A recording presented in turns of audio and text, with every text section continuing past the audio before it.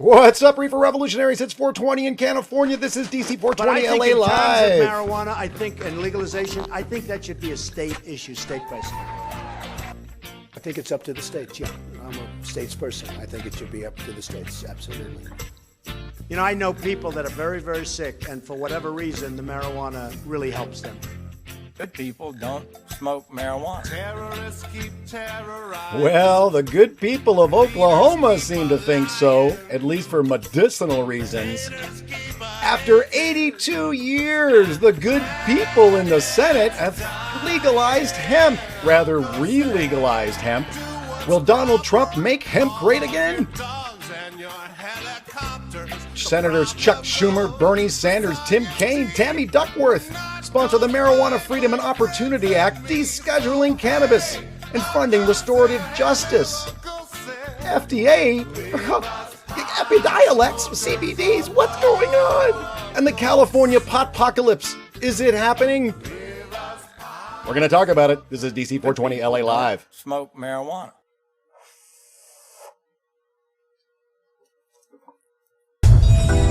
Now broadcasting on WeTV, the Cannabis Media Network. Mr. President, the Agriculture Committee has put together an excellent piece of legislation. For the first time in 80 years, this bill legalizes hemp. We forget, but hemp was widely grown in the United States throughout the mid-1800s. Well, Americans used hemp in fabrics, wine, and paper. Our government treated industrial hemp like any other farm commodity until the early 20th century, when a 1937 law defined it as a narcotic drug, dramatically limiting its growth. This became even worse in 1970 when hemp became a Schedule I controlled substance. In Colorado, as is true across the country, I've talked to a lot of colleagues here about this, we see hemp as a great opportunity to diversify our farms and manufacture high-margin products for the American people. Your collar's all fucked up. Oh, my collar's all fucked up. That's all right. What's up, Reefer Revolutionaries? I'm Dave Conan. This is indeed DC 420 LA, the Week in Weed, the show where we spark up and talk about marijuana in the mainstream media, the politics of pot, and cannabis cures. And boy, was there a lot of pot politics this week. And when I say we, of course, I mean my co-host in life and in all things cannabis and all things, really, Coach Chella. Hi. Hi, Chella. Your microphone's on. Let's do a little microphone check. Everything's on. All is well. All is well. We have everybody's in the chat. It's so much fun. Holy moly. We have everybody. A ton of new folks joining us in the chat. Bingus is in the house. We love Bingus's show. Cannabis Warrior. Phil Britton, of course, is in the house. We'll be broadcasting hopefully First over timer Gary Bergen. Pirate Radio at some point. Woo-hoo! Gary Bergen, welcome, brother. Welcome. 420 every Sunday, folks. We do this every Sunday at 420 Pacific here on YouTube as well as on Facebook, Periscope. Where else are we? Holy moly. Facebook, Periscope. Weed TV. Weed TV, the Cannabis Media Network. Of course, and why am I blanking on all the great places that we are streaming? Oh, D-Live, of course, for the blockchain Steam It community. Periscope, Facebook. What's the other socials? I'm sorry, Twitch. That's the one I'm blocking on. Twitch. We got a lot of viewers that come in on Twitch. So welcome, everybody. The chat is going by down below. If it stays long enough, it's going to go by in the stream. That's all of the chats coming in except for D-Live, and I'll shout those out as they come in. But welcome, everybody. Wow. What a week in weed. I mean, it just kept coming all week long. That clip, of course, that we just saw was the senators from Colorado talking about hemp. It's in the horrendous farm bill. It's got some real bad provisions in there. What are we doing? Moving the dogs around? All the dogs are in the house. All the dogs are in the house. We've got Oscar Grumbledore. Oscar's going after the second Kong. Oscar Grumbledore going after Kong number 2. Where's Jack? He's Where's right Jackpot? behind you. Jackpot is right behind me. He's obviously camera shy. We're trying to get Jack on camera, and he's not participating. No. He's been a great addition to our house. We've had him for just over a week. Pretty exciting. New dog. We had him last week, though, didn't we? We did, but he was covered in oil, and Right. he was still very much in shock, as were we. He is taming the savage beast that is Oscar Grumbledore, sort of. Kind of. But we'll see. We'll be watching them, see if they can hang out for a little bit. But welcome, everybody. Great show, great week. Of course, the FDA approves Epidiolex this week. That's baby steps. Hemp. Chucky the Shoe finally introduces his bill with Bernie Sanders as a co-sponsor. So there you go. That's obviously what Bernie was waiting for, along with He's a bridge builder, that Bernie. That moderate left. He's better than I am. Hey guys, don't growl at each other. He's not going after your Kong. Oscar is growling at Jack. Jack is not growling at anybody. No, Jack does not growl. Jack is a he's jackpot a fleer. tranquilo. He takes off. He's like, yeah, no, he I'll likes go to over run. here. But we're going to get that out of him. I'll But he go did over pee here. right before the show, so we're very happy about that. All the new people are going, what are they talking about? Our pets are a big part of our show. We have a couple of pets. Indeed. 3. We have 3 now. pets. Yes, 3 now. So there you go. Hemp. Will Donald Trump make hemp great again? One of the, if you want to find lemonade in the Orange Julius, that is Donald Trump, the bad orange. I never really liked Orange Julius's anyway, so I don't feel bad about comparing him Right? to an Orange Julius. Today, of course, we are smoking some lovely organic bud, courtesy of ITSG. We've got our joints going there with, I don't know what strains they are. But they're lovely. If anyone from ITSG is in the chat or watching, if you could tell us, if you could tell us what we have, that'd be awesome. If not, that's okay too. But of course, this is what this show is all about, which we aim to normalize and that's mainstream totally cannabis pot privilege, use. just not knowing what you have, just knowing you got a lot of it. Right? Well, yes, that's the way it used to be in the day. You didn't really worry about. Yeah, no, you got what your guy had. Strange schmaine. What do you have? Yeah, pot. I have pot. So hemp, we've got hemp.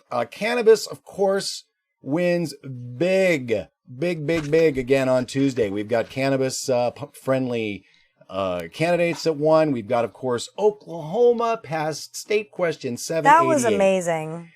And the biggest take from that and all the news coming out of that I think is amazing with regards to Cannabis 2018. Of course, we've been talking about it since we've been doing this show, that cannabis gets people to the polls and you will always win. You want to get a millennial to vote, put cannabis on your ballot. But this was an issue across all demographics, and it got people to the polls. More people voted on the cannabis issue in this primary than did than all the voters in the general election of 2014 midterm. So that's quite remarkable. And it was, despite the last minute pushes to stop it, everybody in the cannabis media pretty much knew that it was going to pass at some level. Alexis Bortel, certainly, she endorsed it and was confident that the Oklahomans would do the right thing from her home state. And polling is, as we've noticed this last week, polling is not exactly correct. Polling is not in touch with the actual will of the people. They're polling, the way they poll is not accurate. Well, it was polling pretty well in Oklahoma, but I take your point with New York. Yes, the New York, point swing. 14. Well, there was apparently shenanigans at the polls reported in some districts where you had to request the ballot with the question Oklahoma, on it yes. in Oklahoma. Yeah. So, but despite that, it still passed with 120,000 vote margin, 57%. So, quite remarkable that Oklahoma, deep state red Oklahoma, in a primary year, more people voted and passed the most progressive medical marijuana law in the United States. Yeah.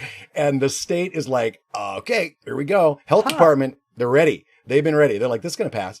Yeah, and they're ready. They're going to take applications at the end of the month. And they're going to expect to hopefully be now will the legislator and all of the foes, all the prohibitionists come out and try to shape this law. Maybe that was part of the reasoning to make it, a demand. I mean, they have to have a website and take up in 30 days to get going in this medical marijuana. What's going on? SM4 Jackson Smash. I got to figure out how to pronounce that. That used to be straight out of NPR. On Twitch. Welcome, everybody. Of course, we are on all the platforms, going out, spreading the word, spreading the education and information about marijuana, the mainstream media, the politics of pot and cannabis cures. We talk about it all, mostly politics, because that's sort of where our heart lies. Well, that's the news also. And that's the news. Well, if there were more medical stories, we'd report on them. If there were more veterans talking about it, the medical stories, for the most part, are all propagandists and people that are well paid by the addiction recovery industry, as well as the private prison industry, the pharmaceutical industry. So there aren't the medical stories that come through. Occasionally, they come through with some good stuff, but a lot of it is just regurgitated stuff that there's no new propaganda, because the only thing that comes out is positive things, really. And so let's get into a couple of positive things that happened this week nationally. Of course, the FDA, after years, really, of sending out letters to companies that sell CBD products, telling them that you can't claim all this stuff. Yeah. You're making medical claims. Despite the fact that we've got a patent in another branch of our government. You got to stop doing that. So what do they do now? Apparently, GW Pharmaceuticals has spent enough money and gone through enough hoops to get their actual plant-based cannabidiol medicine packed with sugar. Strawberry flavor. Packed with sugar. It is strawberry syrup. So, and will cost upwards of estimates are anywhere $2,500 to $4,000 a month. Yeah. For CBD oil. Yeah. That I can get you probably for free in most states, at least where it's legal. But we'll take it. The first really to react at the beginning of the week was our good friend and friend of the show, Alexis Bortel, loving the One Love soaps, by the way, still. Thank you very much. But Alexis may be jumping in the chat here pretty soon. But of course, blasting DC 420 LA, the week in weed across the farm to all the families out there. Hopefully, they are getting to hear the show as they recuperate from all the volunteer work they've been doing on their cannabis farm. But Fox News was kind enough. Fox News, of course, always bringing us interesting stories every week. In a positive vein for cannabis. I guess it's that libertarian bent. But we have this story from Fox News out of Texas, local Texas affiliate, who talked to Alexis at the beginning of the week about this FDA approval. And she really nails exactly what the issue is, why it's good, why it's bad. So let's take a listen.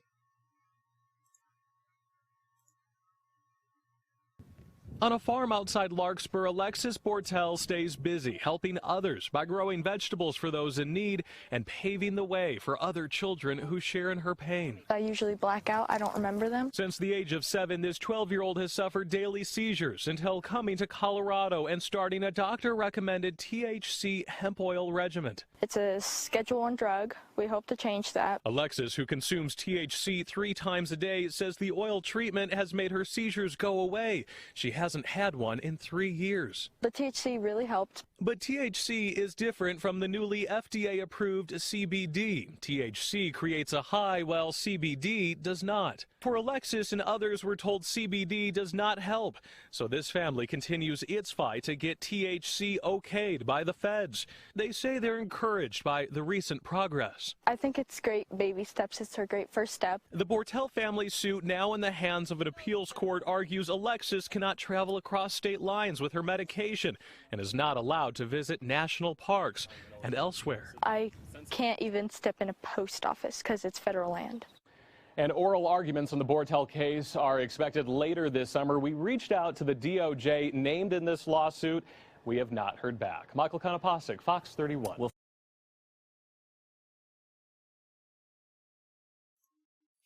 So while most of the mainstream media and their Sinclair Broadcasting Group across the nation is focusing on the strict use of CBD and cannabidiol, Alexis is obviously making the point that that doesn't necessarily work for everybody. Right. And everybody's a little different. And there are many sufferers who do require a small amount of THC. Obviously, Alexis is not sitting on the couch playing video games. No, she's very busy. She's very busy, young lady. Planting those fields and making things happen in both the medical cannabis world, the legalization world, rather the decriminalization, the descheduling world, and as a entrepreneur. So if there's a little bit of THC in that oil, it certainly is not fitting her, Alexis, into the mainstream view of what a stoner or a pothead might be doing. And right. Actually, Civilized did that in a PSA this week. We're going to play it in between blocks. But that was Alexis's take on the FDA approval. Cello, what's your? I'm going to play one of those mainstreams, just one of them. But just what's your take on the difference between straight CBD and full plant? I am an advocate of full plant everything. I am an advocate of whole plant based diet, and I believe in the whole plant of cannabis. Certainly some people need more of this than of that, which is why there's different plants. So, and there's the needs that I use cannabis for aren't as dramatic or grave as what people like Alexis use it for. But I think it's important that everyone have access to it, be able to grow it, and not just have to go through a pharmaceutical company to get it. Yet, I do think that pharmaceutical companies should be making it also so that people like my mom, on the other end of the spectrum, in an institution, in a facility, can have access to it as well. So I'd really love it if they could make a formula for dementia patients. And I'd be totally down with that. Well, there is a pharmaceutical company that's actually doing that, and yes. will probably be right behind GW with trials and looking for FDA approval. Right. With THC, not CBD. So we're going to watch that company is IGC, and they are going for human trials this year. So we are seeing these pharmaceutical companies. They see, the big conundrum with pharmaceutical companies was, how do you get a plant into a pill or a form that you can easily dose and make money and blah, blah, blah. There was a whole, it's a plant. Well, they had to study it just like every other plant that they've made into a pill. And unfortunately, Jeff Maxim, welcome on Facebook. Unfortunately, these amazing cannabis extractors that have been doing it under the, quite frankly, illegally and in gray markets and in medical marijuana legal states have been developing ways to safely extract cannabis and get it purer and purer and purer, the oils, and breaking it down. And the pharmaceutical company is just like, well, okay, that's easy. So they're now on board, and they're using whole plant. But this is the first one that is a whole plant, not a synthetic. And they got, of course, loaded up with sugar and add a strawberry flavor. So, right. Which those kids, let me tell you, let's take a look at this kid. This is one of the kids, because the mainstream media do profile young folks who are suffering and who have had success with CBD. And we covered that last week. Billy and Alfie. No, who was the other kid in? Yes. Alfie. Wow, I remember that. Yeah, see, in England, they use cannabidiol, and it works for them. So let's take a look at another young lady who is quite happy that this is going to provide relief. So let's take a listen to this. This is from ABC 10. Cross our fingers. I don't care if she lives 100 years or one more month. I want that she be happy. A potentially life-saving milestone for families like that one. The FDA has approved the country's first cannabis-based drug to treat 2 forms of epilepsy. And a local mother tells 10 News reporter Amanda Brandeis it's giving families like hers new hope. Damaris Higara will never forget. Nap time, huh? The first time her daughter Sadie had a seizure. Horrible. I didn't know what to do. I tried to hold her and move her, and Sadie has a rare syndrome and was eventually seizing up to 300 times a day. every time that she had a seizure, we didn't know if she's gonna come back or she's gonna. My oldest daughter started asking every time that she went in the hospital if she's gonna make it. None of the medications were working and Sadie was suffering. Doctors eventually said there was nothing else to do. She really was bad at that time. But then they learned about CBD, a component of marijuana that does not get a person high. It was helping to stop seizures in kids like Sadie.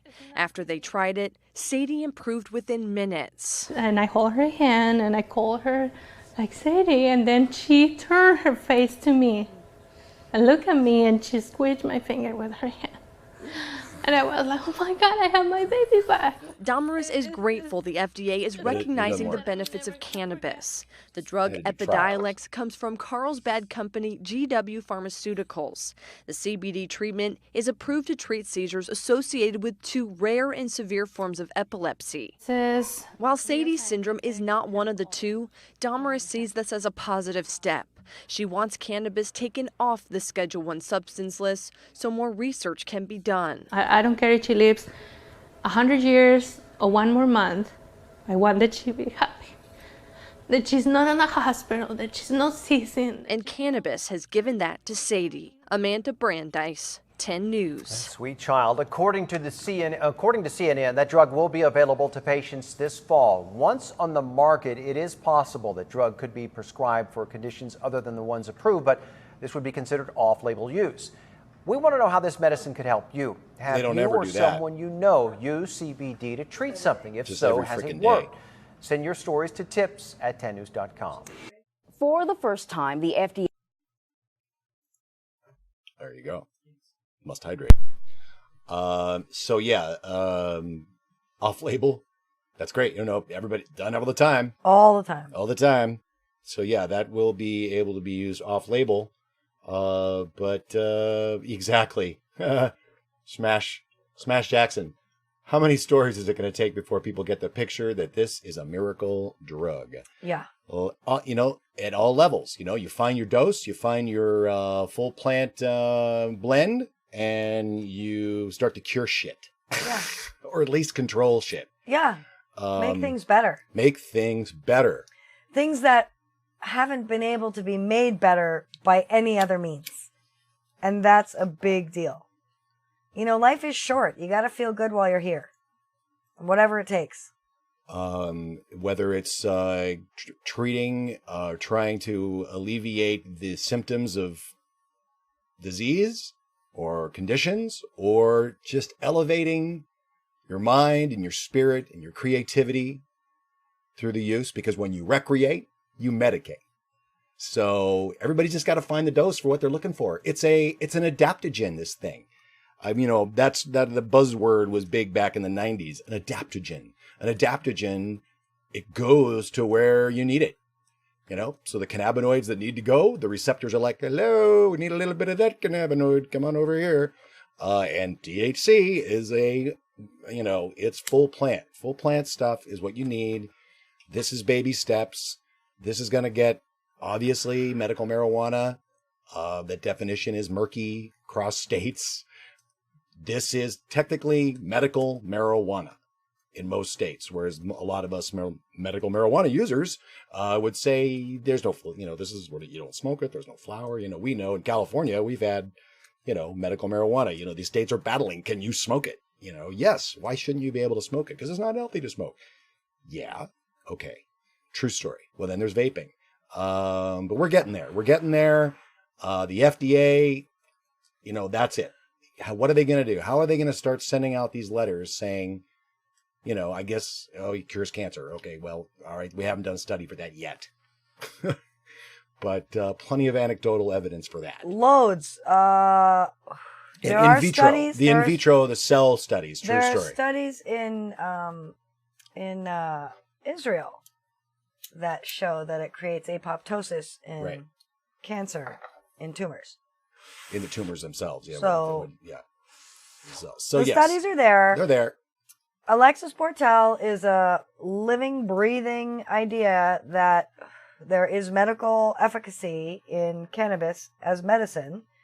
Therefore, it ought not be on the Schedule 1 of drugs. So, therefore, it should be removed from the Schedule 1, from the schedule entirely. It has medical efficacy. And that is exactly what the Democratic Senate Majority Leader, along with the titular, is that the right word? Leader of the progressive wing of the Democrats. Reluctantly, everybody. And Tim Kaine, Mr. Oh, he'll get us elected, says Hillary Clinton. And Tammy Duckworth, another centrist. So they didn't get on board the Booker bill, which would deschedule.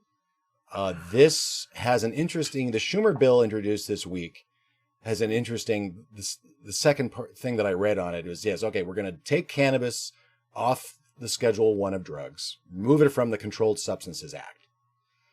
However, we will still empower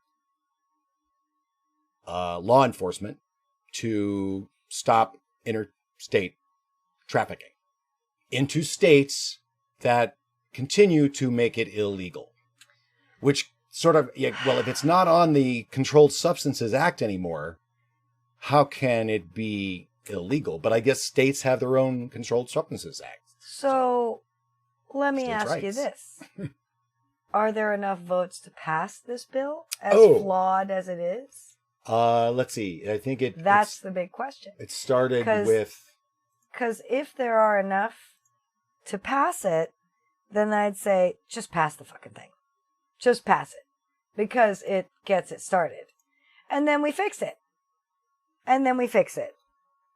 There's currently 7 co-sponsors. Oh, crikey. That's not great. There are more co-sponsors on Booker's bill. That's pretty close, actually. They're pretty 9. close. I don't think there's as many. I mean, there's definitely neck and neck.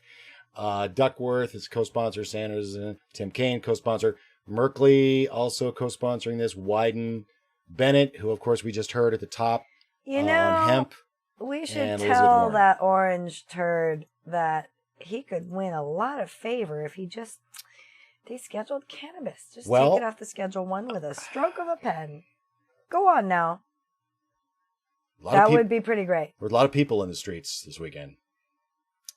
Yeah. So there's a lot of people running, a lot of people winning. The Bronx was pretty crazy. That was pretty great. Tuesday night. That was amazing. Wednesday was pretty great for a couple hours. 19-year-olds are voting in the Bronx in a primary election. That's amazing, right? That's great stuff. So, you guys, we got to feel amazing about that. This revolution is a real thing. It's a thing. I don't know how far it's going to go with Trump, but No, it's a thing. It's a slow burn. It's not red. It's not green. It's not red. It's not blue. The revolution is green. And it isn't Green Party green. It's green cannabis green. Anybody aligning themselves with cannabis is going to win. Cash or cures. And everybody knows that cannabis is the way. Last week, we reported the GOP in Texas put it in their platform. The Democrats were right behind. States all over are putting it in their platforms. And John Boehner says 5 to 10 years before it's legalized in the United States. So as with all of the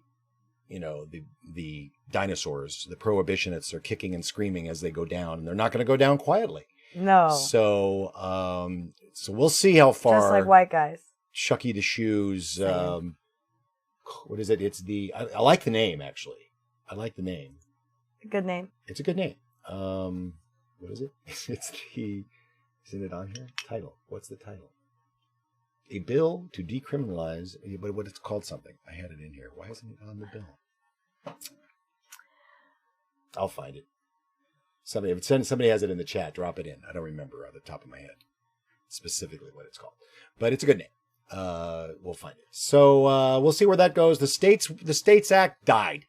I mean, literally just died. The banking bills. Will the Hemp Act even, the hemp provisions, will that even survive conference? Because it's in conference now and they're negotiating and they're going to decide what the final bill is that's going to come out and go to the desk. So, the work for food stamps provision is horrific. Wow. And ripping the scab off the festering wound. Yeah. It's disgusting. Obama built them and Trump filled them up down on the border. So but yeah, there's a lot of exposing of of the rot that's underneath the establishment and the neoliberal, neocon collaboration conspiracy over the last 30 years. And there's a lot of people who are starting to wake up to things. People that are rather mainstream in most ways, but are starting to be like, yo, this isn't right. And it's our job to help them along and to really wake them up and to really expand their mind and to really shake their status quo, to shake their everyday. And, some people aren't ready for that and you might lose some friends, or a job or two. But you know what? Fail a drug test or two, or they still do that and care about that. But right? Probably you have to, of course, weigh your. You do. You have to weigh your stuff. Where are you willing to, put it on the line? Right. But like we saw this weekend, we saw all these thousands of people out marching.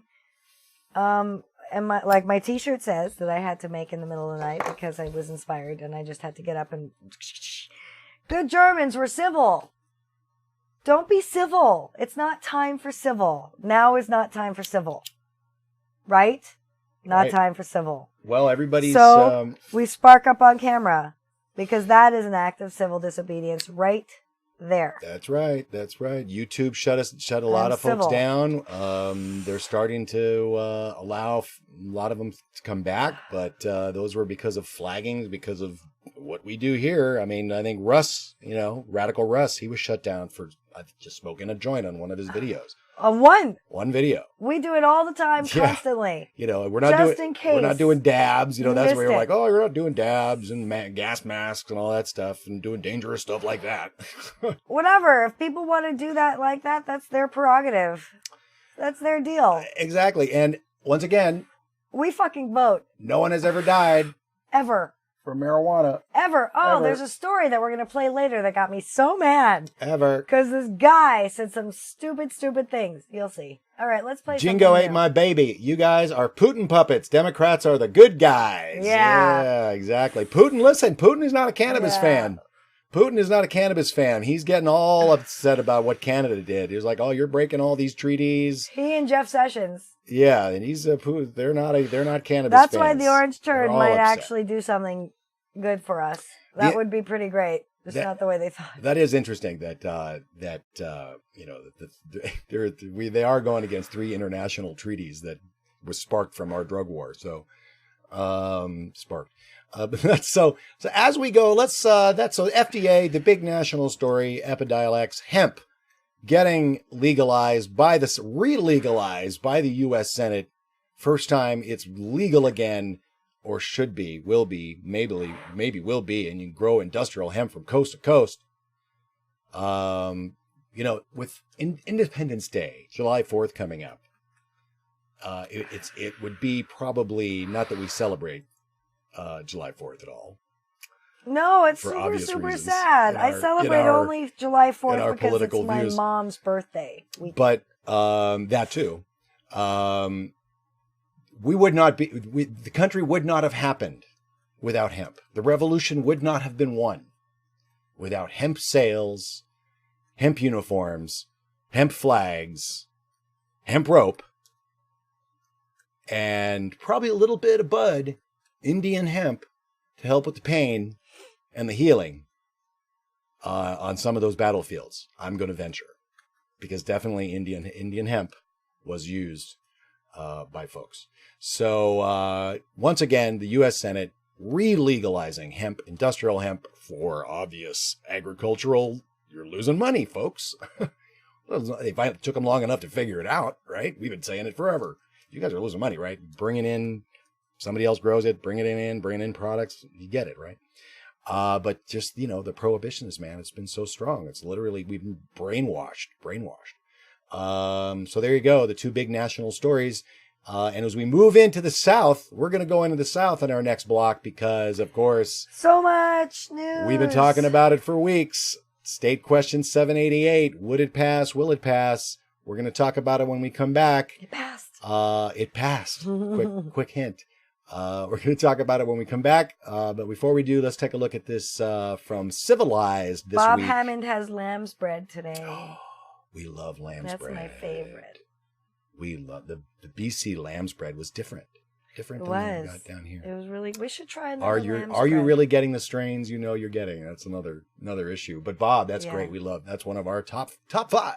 Yeah, for sure. I'd say top 3. Top 3. Anyway, next. Okay, so let's take a look at this as let's talk about This is what we try to do: mainstreaming and normalizing cannabis use. Come out of the cannabis closet. Yeah. I'm high right now. Ask me how. Mm-hmm. We can totally function. Me too. I might have some typos. Whether it's microdosing or otherwise, there are people functioning. There used to be in Wailuku, where we had our bookstore in Hawaii on Maui, there were ice heads functioning lawyers in Wailuku. Yeah. So, and people function on Oxycontin and Vicodin drug all day, every day. Heroin addicts in Sweden. I think it's Sweden. Is it Sweden? One of the Scandinavian countries. They basically prescribe heroin to their addicts, and they don't have any more overdoses. Go figure. Gee. So let's take a look at this great look at some folks that are use their cannabis use to create a business.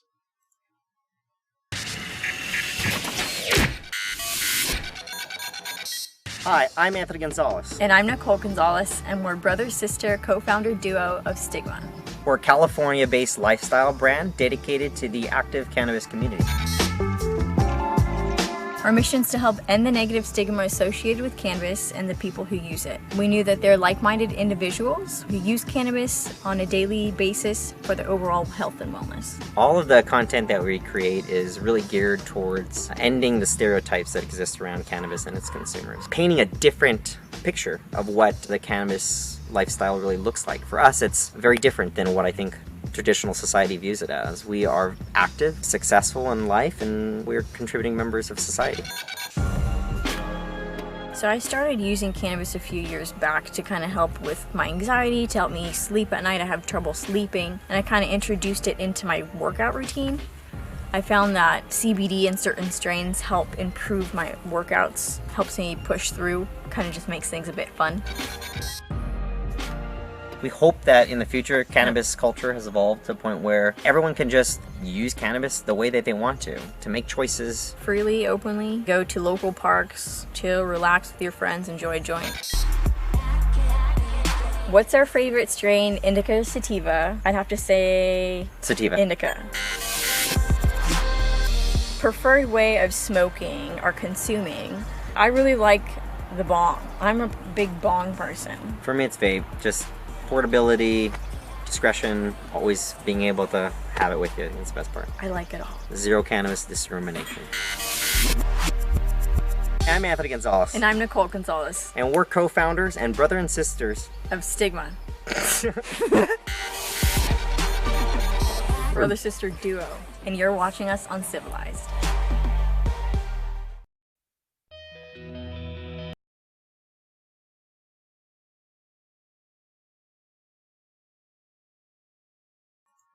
So that from Civilized, some civilized folks that smoke weed, as of course we all do.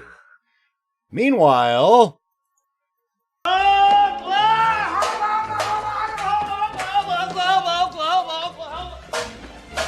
you'll enjoy Oklahoma's wide open spaces.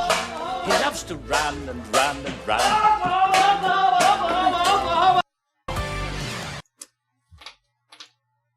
That's right, folks. State question 788 brings more people to the polls on just that question than all voted in 2014. The entire vote count in 2014 was smaller than just the people that voted on this cannabis question in this primary election in Oklahoma. And people think I'm crazy when I say cannabis is the #1 issue this year. At least it's every year. Because people are not in touch with what's what. Obviously. That's why. Obviously. They apparently don't spend as much time as we do out in the field, which is hilarious.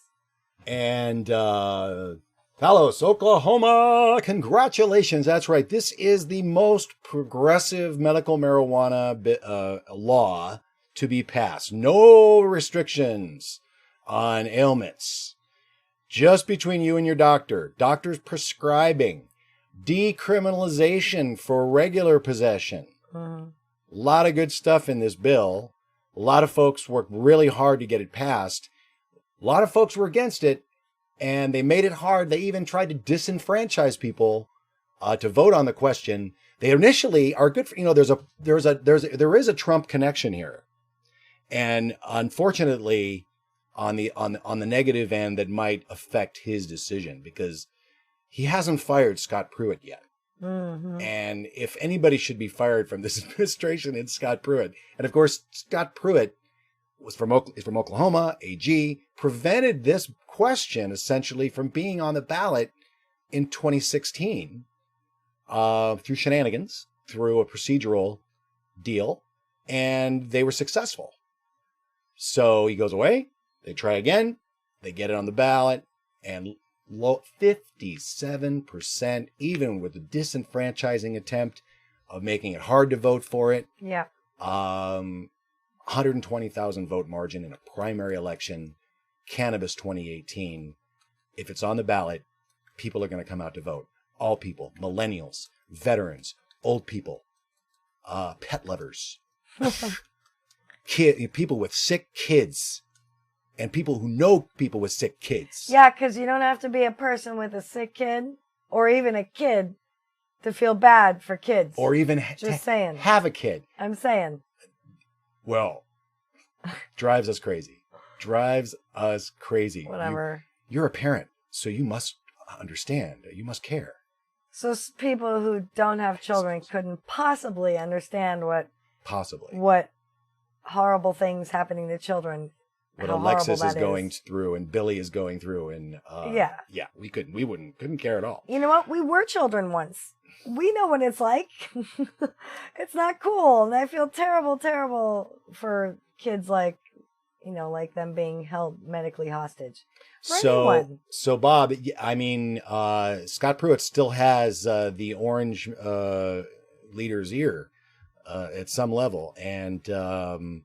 Of course, if that going to influence him on the overall federal bill, this Oklahoma is done. They've said it. The legislature's going to have to make the rules. They're having an emergency meeting on, what is it, July 16th? Coming back. And that's going to cost money. I'm sure there's going to be a lot of complaining about that. But I think the fact that it was written in a way to make them do this quickly is going to slow people down from coming up with ways to make it worse, because they're going to try to drag their feet on it, and so these deadlines may be working in the legalization's benefit, in the favor. So we'll have to see. We'll see how that goes over the next couple of weeks after that meeting. See what they come up with. Are they going to limit growing? Are they going to, start putting all of these rules and regulations on it? Are they going to delay it? Are they going to have to, so we'll see. We'll see. Daily Dope did a good video on that this week. Check him out over at the Daily Dope. Check out that video. Brandon will probably jump in here soon. Don't text and drive, Brandon. I know you don't chat and drive. He might be listening to it in the car. We thank you all for listening as we get into our southern block. Oklahoma, SQ788. Let's subscribe, get notifications, ring the bell, so you know when we do go live. We do this every Sunday at 4:20 Pacific. here on YouTube at DC420LA, also on Facebook, Periscope, Twitch, D-Live for the Steam It blockchain community, as well as Weed TV, the Cannabis Media Network, weedtv.com. I think that's the right one. Weed TV. So going out over multiple platforms, getting out the education. This is a medical and recreational cannabis show originating from the great state of California, from high atop Mount Washington, the hippie enclave in Los Angeles, California, broadcasting to you from our 275 square foot cabin in the woods, where we are getting in shape to do more outdoor broadcasts because it's so beautiful up here. I think we need to take the show outside, as well as on the road, to visit all of our new friends who are in the chat. Lots of great new friends in the chat, Chella. Anybody you want to, any comments or anything jumping out about the show so far? It's such a busy time in the chat. Just people chiming in about how different politicians in different states have kept it off the ballot for money reasons, usually prison system, big pharma, yada yada. But I love our super informed chat folks. It's fantastic. Absolutely. Well, we are, it's not because of us, really. We're doing this part to help bring this education to the newbies, because we're essentially neophytes ourselves. There are so many Bingus in the chat, Daily Dope, all of these folks that Veg Scrum, Cannabis Oil, what's his name? Holy Cannabis Oil here in LA. All long-time growers, extractors, warriors for legalization or decriminalization and medical access. And we really are just, you recreate, you medicate. We're fortunate enough to live in California since the get-go, where we had a really nice medical cannabis law that just got all screwed up by Prop 64 and the tax and regulation scheme. And of course, it is July 1st, folks. It's legal in Vermont. So big week. Legal in Vermont today for possession, use. I think Vermont did it the right way. Screw tax and regulation, just let people have it. But we'll see how that goes through the legislature. Massachusetts, it's legal. They got one license for a cultivator, no labs, and no place to sell it. So there you go. So we'll see what happens there when they when they can do it. The guy's gonna be, what are you gonna do with all the weed that you're growing? And it's Los Angeles in California, July 1st. The potpocalypse, up to $500 million worth of cannabis could be destroyed today. No. And it ain't gonna be at a party. No. Which I think would be a really good idea. Right. But, and quite frankly, are they really going to destroy $500 million worth of weed in California? There's no way. Everybody has gray and local markets. It's a transitional time, folks. Therefore, they'll just channel the unmarked things into their gray and local market areas. It's a transitional time. There is no track and trace in California running at this time. No. So how they expected to monitor this particular problem on July 1st that they had set up in the law, they had until this day to basically follow the rules with regards to labeling, testing, and packaging. And anything that's not needs to go. They had the okay to sell it. Can't be on the shelves. Cannot be on the shelves. So a lot of it's been, they said, oh, you're going to get weed deals all over the place. So if you got any weed deals in California and you're in the chat on whatever stream you're on, let us know. Let us know. What kind of weed deals did you get in California this weekend? Because today, it's over. Today, supposedly, you may not be able to find any weed or very little weed because there's only 3 labs, I think, in California that are certified. We'll report back on that at the end of the week, next week, how this week went. They've been worried about this bottleneck on July 1st since the January 1st. We've been talking about it. The legal, recreational, tax, and legal medical market now also, which is screwed. There may not be enough weed. There may not be weed for tourists. That's going to cut into the taxation. Stop what ifing. Let's see what happens. That's going to cut into our. They've adjusted the how much money we're going to be bringing it.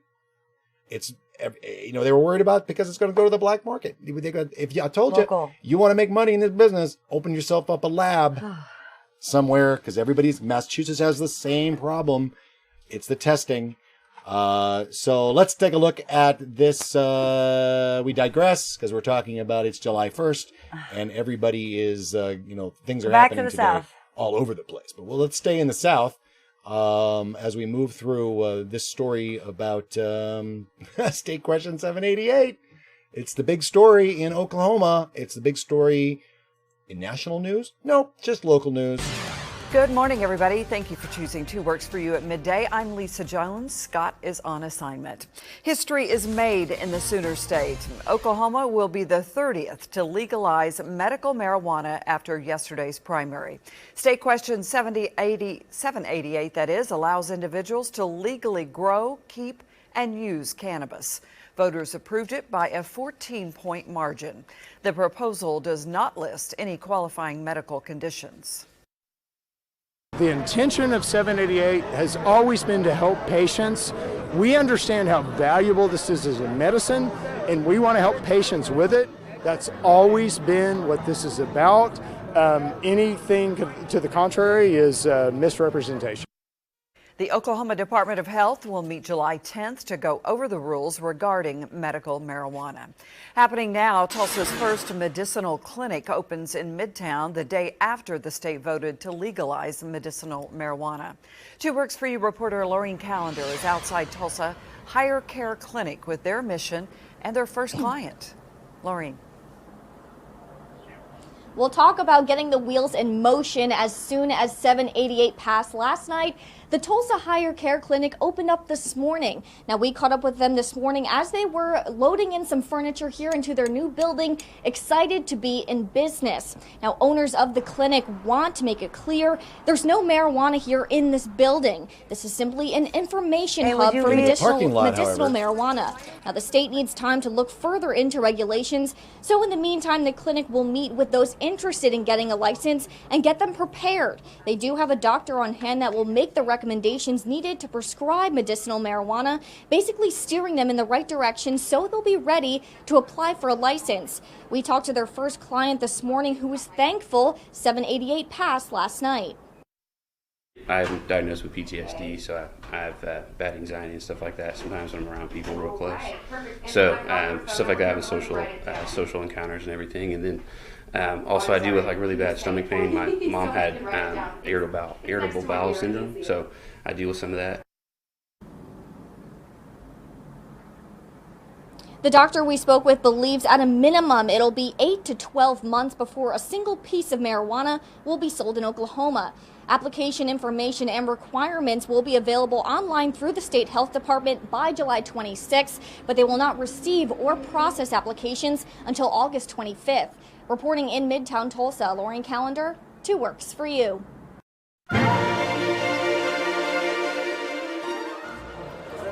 So what was our role in this?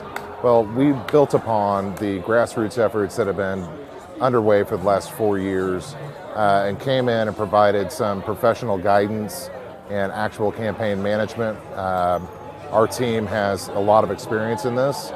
I ran the No on 777 C4 effort a couple of years ago. So I think, and then Jed Green, who's my political director, he's a seasoned political campaign professional. So we combined our forces to work on this issue and really try to galvanize the grassroots, especially in the face of a $1 million television campaign. We didn't have that kind of money.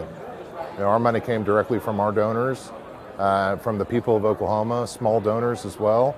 And I think it showed, but we reached out to the people and had direct contact and an honest conversation. We did not get out there and lie about the issue and demean the hundreds of thousands of suffering Oklahomans that want access to this product and treat them like they were stoners or criminals. You mean like Langford and did? That's a very important point, that as we go forward here, we have to recognize that this is a medical issue and it is a multi-billion-dollar industry.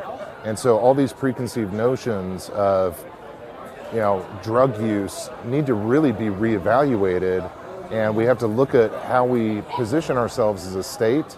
I wrote a journal record op-ed piece talking about, is Oklahoma open for business?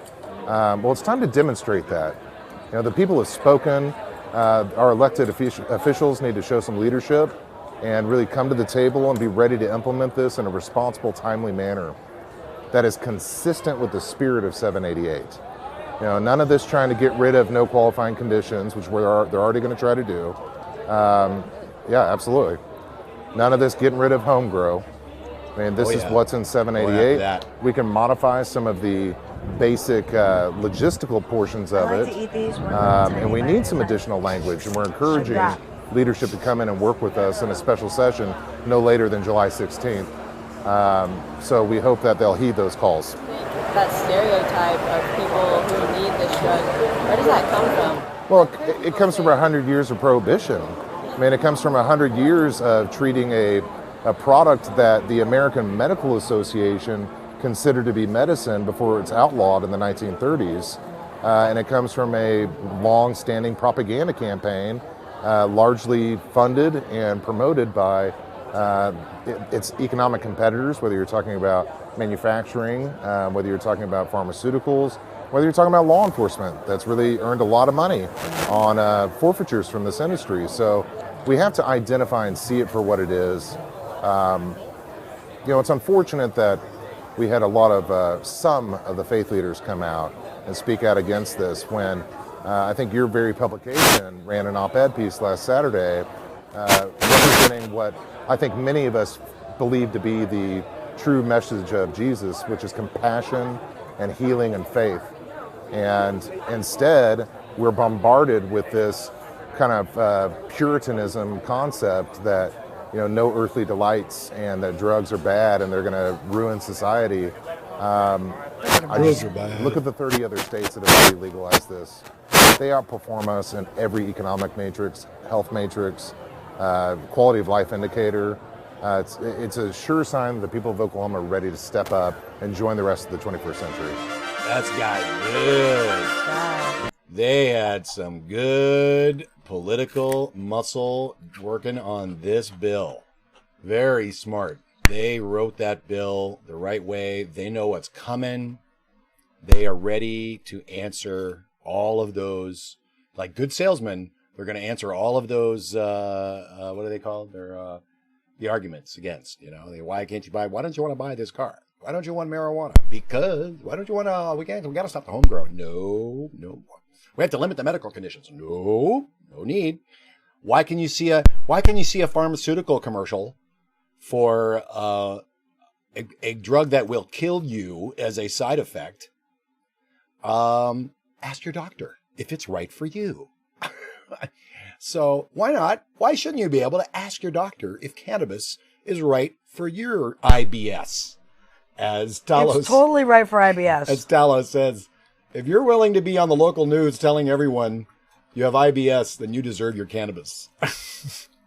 You know what? Talos on Twitch. Everybody deserves their cannabis. Everybody deserves their cannabis. It doesn't matter. Everybody should be able to for whatever reason you want. If it's just chilling at the end of the night to bring down the stress level of the day. Guess what? That's medicating. That's medicating. The guy at work is like, I just like to go home after the day, and this is a day. We're talking about and just smoke a bowl and melt into the couch with some good indica. You know what?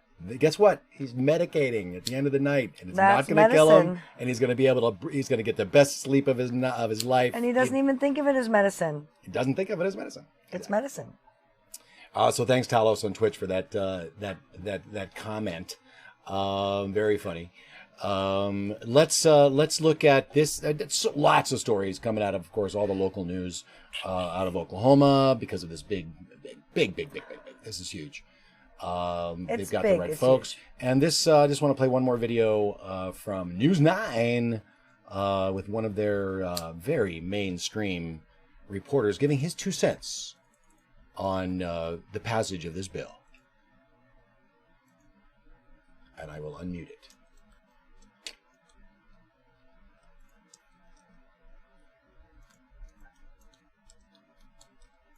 And now, My 2 Cents with Kelly Ogle. Oh, the clock is ticking now on getting a medical marijuana system up and running in Oklahoma now that voters have approved it. It's likely that the governor will have to call the legislature into another special session, and right away, too, if legislators are going to approve the framework for medical marijuana use in Oklahoma. Although Governor Fallon seemed hesitant today when we asked her about a special session, I don't really see any choice. The initiative calls for a state website to be set up in 30 days to accept applications for medical marijuana. The health department says they're already working on that. We were glad to have the House Majority Floor Leader, John Echols, here at News 9 last night because he'll be one of those in charge of making medical marijuana work now that it's passed. I asked him if lawmakers will make any significant changes to the initiative that was approved by Oklahoma voters. To his credit, he says he would oppose any fundamental changes to medical marijuana because the people have spoken. And I agree with him. According to SoonerPoll.com, the medical marijuana question had support across a broad range of demographic groups.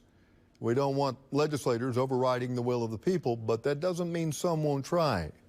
I'm Kelly Ogle, and that's my 2 cents. Oklahoma's election. Then Thanks for your 2 cents, Kelly. legislators will find themselves looking for another job pretty soon, too, then. If they drag their feet and don't listen to the will of the people who just came out and voted. The Sooners may be getting their sativa sooner than expected. But that's good news. Good news. The mainstream media is like, okay, we're on it. Look at that's a mandate, folks, as Daily Dope said this week. 57% is a mandate. I think even Tom Angel, I think it even surprised Tom Angel. Tom Angel was saying 52%. I knew it was going to be around 50%. DD was predicting a landslide, and it probably would have been bigger if it wasn't harder to vote for it. I bet you people would be interesting to see the reports of folks that wanted to vote for it but maybe didn't ask for it, and they were like, Yeah. oh, I didn't see it on the ballot. How come I didn't vote for Right, it? right. Right? Mm-hmm. So Oklahoma, good on you guys. Good on you. We were following this story Super for impressive. weeks. Alexis Bortell, of course, officially endorsed the measure. She was born in Oklahoma. It's her home state. Now she can travel back there to visit. This is a big political win for a young activist such as her. It is, and it's a good bill. It was a good bill. She doesn't endorse just any bill. No, she doesn't mess around. She doesn't endorse the Marijuana Justice Act. Yeah. And I don't know if she's had a chance to go over Schumer's bill. I'd like to hear her input on still don't remember the name of the bill.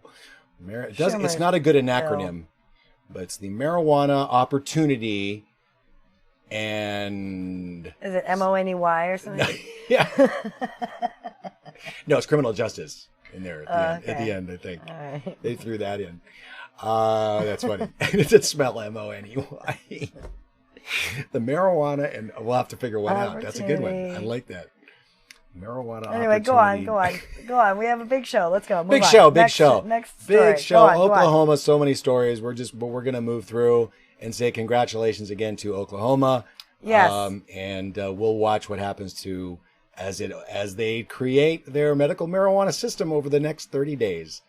We'll watch and see what happens. It's good. It's great when it's fast like that. But meanwhile, in Alabama, you don't get mad at Jimmy Dore very often.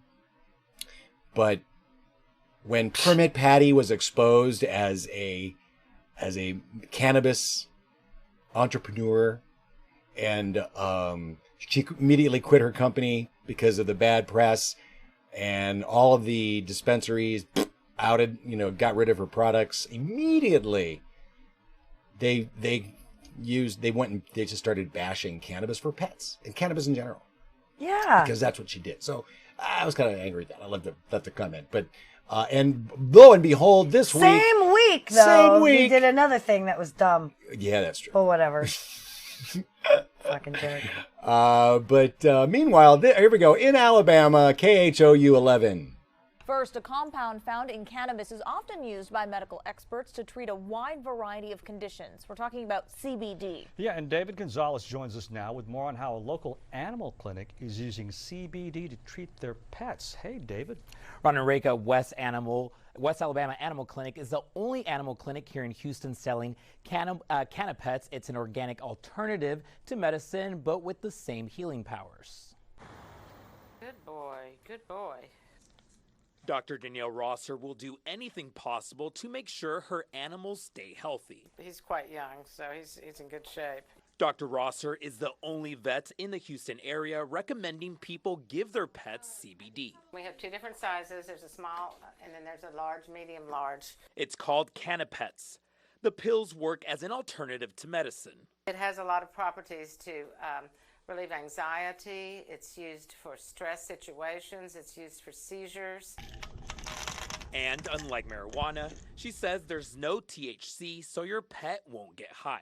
But it does just kind of take the edge off a little bit. Those who use Cannabis say it's worth a try.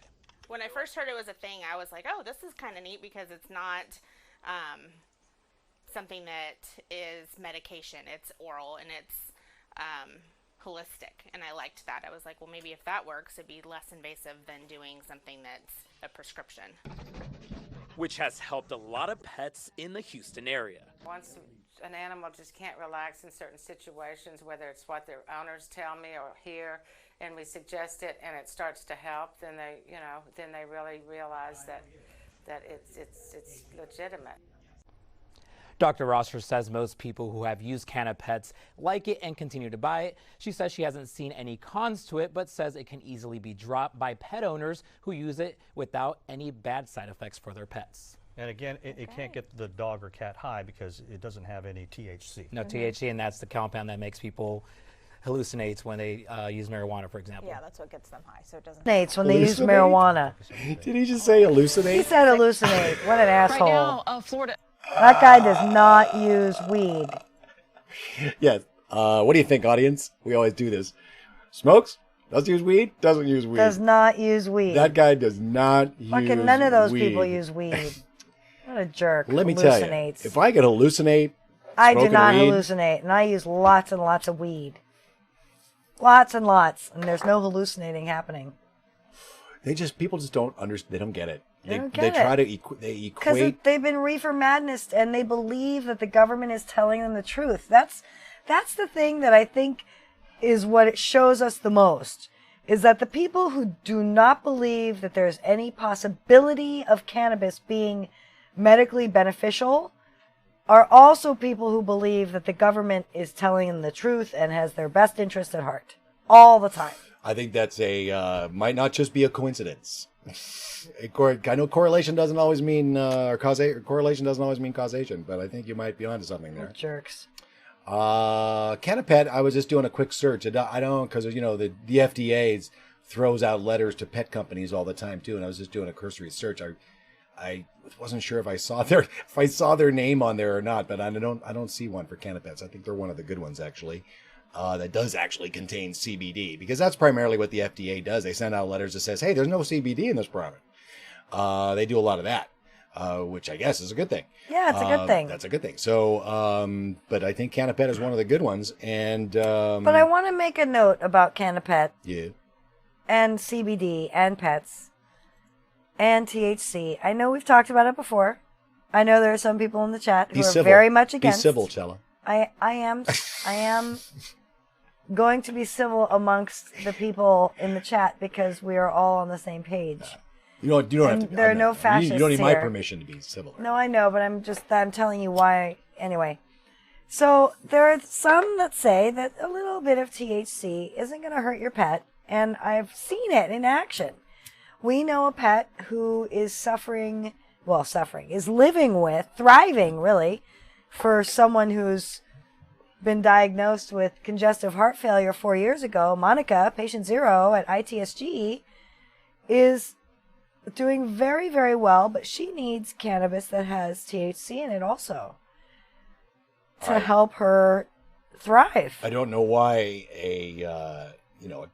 we all have they have cannabinoid systems, just like we do. Yeah. And why wouldn't it have similar responses? Yeah. I'm not saying, you should smoke your pet out and put it in a, chamber that's just and cruelty. all that stuff. Pet smoking is bad for. You don't want to right. smoke. It's bad enough that we're in a 275 square foot box. They have access to the outdoors. We have AC on. It's fine. I do want to point out, Smash Jackson on Twitch came up with the perfect acronym for the bill, money, MONEY Money Act. Marijuana opportunity. Now enjoy yourselves.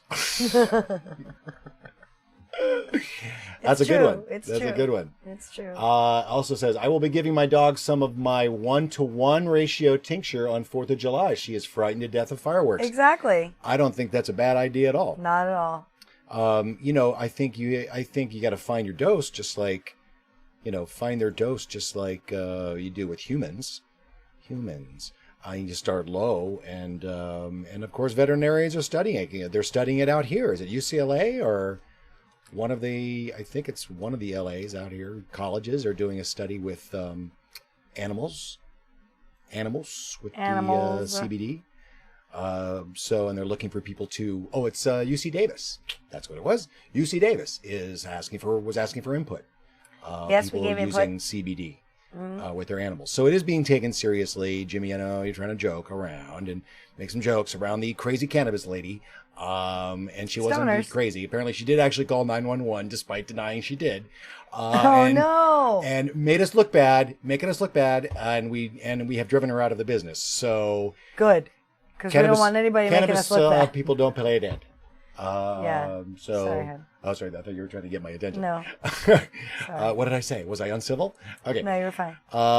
So there you go. And that was not Alabama. I apologize. It was Texas, but it was an Alabama company providing that for the good dogs of Houston. And hopefully that will help them stay calm on the 4th of July. Love to hear back how that went. Our dogs, Bob Hammond, our pets need to have the entourage effect as well as we do. Absolutely. Yeah. And, they have smaller bodies, so if they eat an edible with 100 milligrams in it, are they going to have a bad time? Probably. Yeah, or they'll be out for a few days. Because it also doesn't shut down their system. Breathing or they may anything throw like up. They may be sleeping for a long time. A while. But it's not going to shut down their brain or their breathing or their heart like fentanyl does. Right. That's why you don't die from a cannabis overdose, people. Yes. You don't die from a cannabis overdose because it doesn't affect the same systems. It just makes you... You'll sleep. You'll sleep really well. You may not dream, but you'll sleep really well. So there you go. Houston, using a Houston dispensary helping out the pets, the dogs. And let's go to Florida, where, of course, Florida's been in the news lately with their fight to get cannabis accessible to smoke and how they're going to enforce that law. But you can take your flower home and vaporize it, but medical cannabis, but you can't smoke it. I don't know. They're going to. Pennsylvania's the same way. But they're trying to. There's a battle back and forth. It's been back and forth to try to get that fixed. In the spirit of the law that was passed. And right now it's back to, we're putting a hold on it.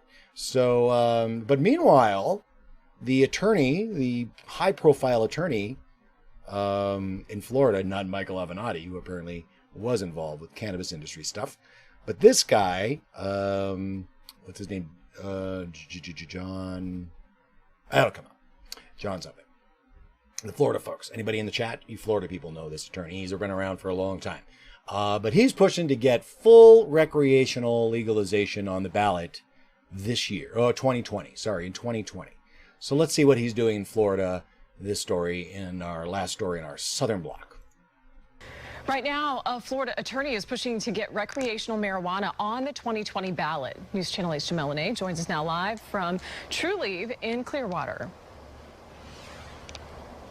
Well, good evening to you, Jen. I can tell you that hundreds come to True Leave every day to get medical marijuana. There's even a similar petition inside the office to regulate cannabis.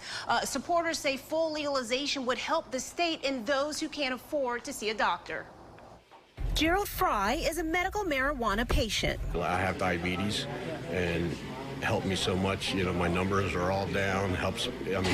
People don't realize what it does for you. He supports legalizing marijuana for everyone and bringing tax dollars to Florida. People don't realize how good it is for you. It's a God natural plant. There's a lot of people out there that really need it, and can't afford to go out and get a card and get the from the doctors. People don't realize, how many tourists we get here You know, if you don't have a card over there in Colorado and you're a tourist, like when I go, I have to pay, I believe it's 35%. It's a beautiful thing. It'll help the state of Florida all the way. Attorney John Morgan wants to get it on the 2020 ballot. In a tweet, he wrote he's going to start a fund where everyone can donate to get full marijuana legalization on the ballot. Morgan also suggested that full legalization would pass with flying colors, but some Floridians are hesitant. I just don't think it should be as free to obtain. And Morgan led the push for medical marijuana in 2016. That legislation, that passed by more than 70%. In Clearwater, Jamela Nay, News Channel 8. Text. So, I just want to point out, Smash Jackson on Twitch, in Florida, lives in Florida, been in that dispensary, that particular dispensary about 1 million times. And says, this is hilarious. Is this true? The flower comes in ceramic sealed pods that are used in a volcano, which is a vaporizer. They can't be used in any other way. Wow. Yeah, I have a hammer that will say something about that. Wow. Indeed, that's hilarious. Wow. Yeah, she did sound like she was from Boston. So, Florida, the battle to keep people from burning the herb. Wow. You can only heat it to a certain temperature in Florida and in Pennsylvania. No hotter, no smoky, just vape. So that's hilarious. And recreational is going to be right behind. You know, there are those that say that Florida will be right up there when you hit around 2030 if we're still alive in the planet. Florida is going to be pretty big on the list of recreational cannabis sales. And Underwater. If it's not underwater, right? All that cannabis underwater. Meanwhile, also in Texas, last week we reported, I'm sorry, that was not the last story of our Southern Block. This is an important story because we reported it last, the non-combustion state, except for crack and bath salts. But don't smoke marijuana, whatever you do. But in Texas, last week we reported that the GOP in Texas is on board cannabis legalization. And what you're hearing, for those of the folks that aren't watching on YouTube, is Nobody's hearing. Are you undoing? Oh, okay. Well, in case you heard this. Nobody heard that. Those are a yummy. And it would be like this. These are vegan really, Rob's cheddar puffs. Vegan. They are really good. They are really good. Not necessarily the best choice for a podcast, but you're riding your own mic. So there you go. I leave it to you. They are good. Meanwhile, in Texas, GOP last week said, "Hey, we're good. We're good with decriminalizing cannabis and rescheduling it and descheduling it and all kinds of that good stuff." In Texas, the green wave through the red states. Hello, the green wave is going through the South, and there's a reason. Guess who? One of the benefits, or cups of lemonade that you get from the citrus piss that's coming out of the White House, or that it was elected to the White House. If you add a little sugar, you get lemonade, and all these women that are running for office and are acting politically, record numbers of progressive women and women in general on both sides of the aisle running for office, and are also making impact in Texas in the Republican Party with regards to cannabis. And they actually were the ones behind it. Texans are changing their minds about medical marijuana. This evening, we're taking an in-depth look at what's driving the shift. A poll of registered voters in Texas shows 84% now support legalizing marijuana for medical purposes. That is up 8 points from 2015 when this poll asked that same question. Texas lawmakers are now pushing legislation to match the changing views of voters. KXAN's Phil Prazen takes an in-depth look. The people who move the most in the debate over medical marijuana are Republican women, like Amy Lou Faywell. They don't understand that cannabis is a God-given plant with medicinal properties, like many other God-given plants with medicinal properties. Her 19-year-old son has autism and lives at a residential facility. She wants to change current law, have him take medical cannabis to see if he can come home on the weekends. Women are nurturing, and they're moms, and they have compassion for somebody else who has a child that's hurting. The holdouts, according to the UT Texas Tribune poll, are Republican men. Then there's major opposition from law enforcement. But attitudes changed after Governor Greg Abbott signed a law allowing for small amounts of CBD oil to be used for fragile children. This summer, Texas Republicans changed their party platform to support doctors being able to decide if cannabis should be used, making possession a civil violation, and taking it off the Schedule I list. We know that voters take cues in part from political leaders. James Henson from UT Austin says the experience in other states went a long way to convince women and money-minded Republicans. You know, it started in terms of tax revenue, kind of raining money in Colorado after marijuana legalization. Texas lawmakers could soon make a change when they return to the Capitol in January. Phil Prazen, KXAN News. We spoke with El Paso State Representative Joe Moody, the Democrat who is a major driver behind this push. He tells us his goal next year would be to make marijuana possession a civil penalty similar to a city fine. And the call to loosen laws on medical marijuana goes beyond Texas. Just last night, voters in Oklahoma approved a ballot issue that makes it legal to grow, sell, and use medical marijuana.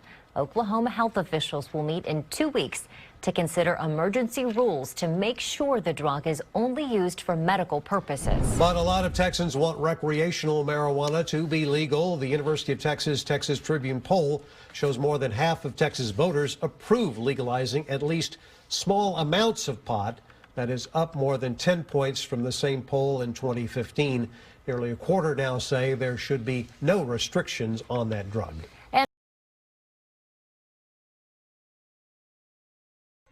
You say tomatoes, I say cannabis.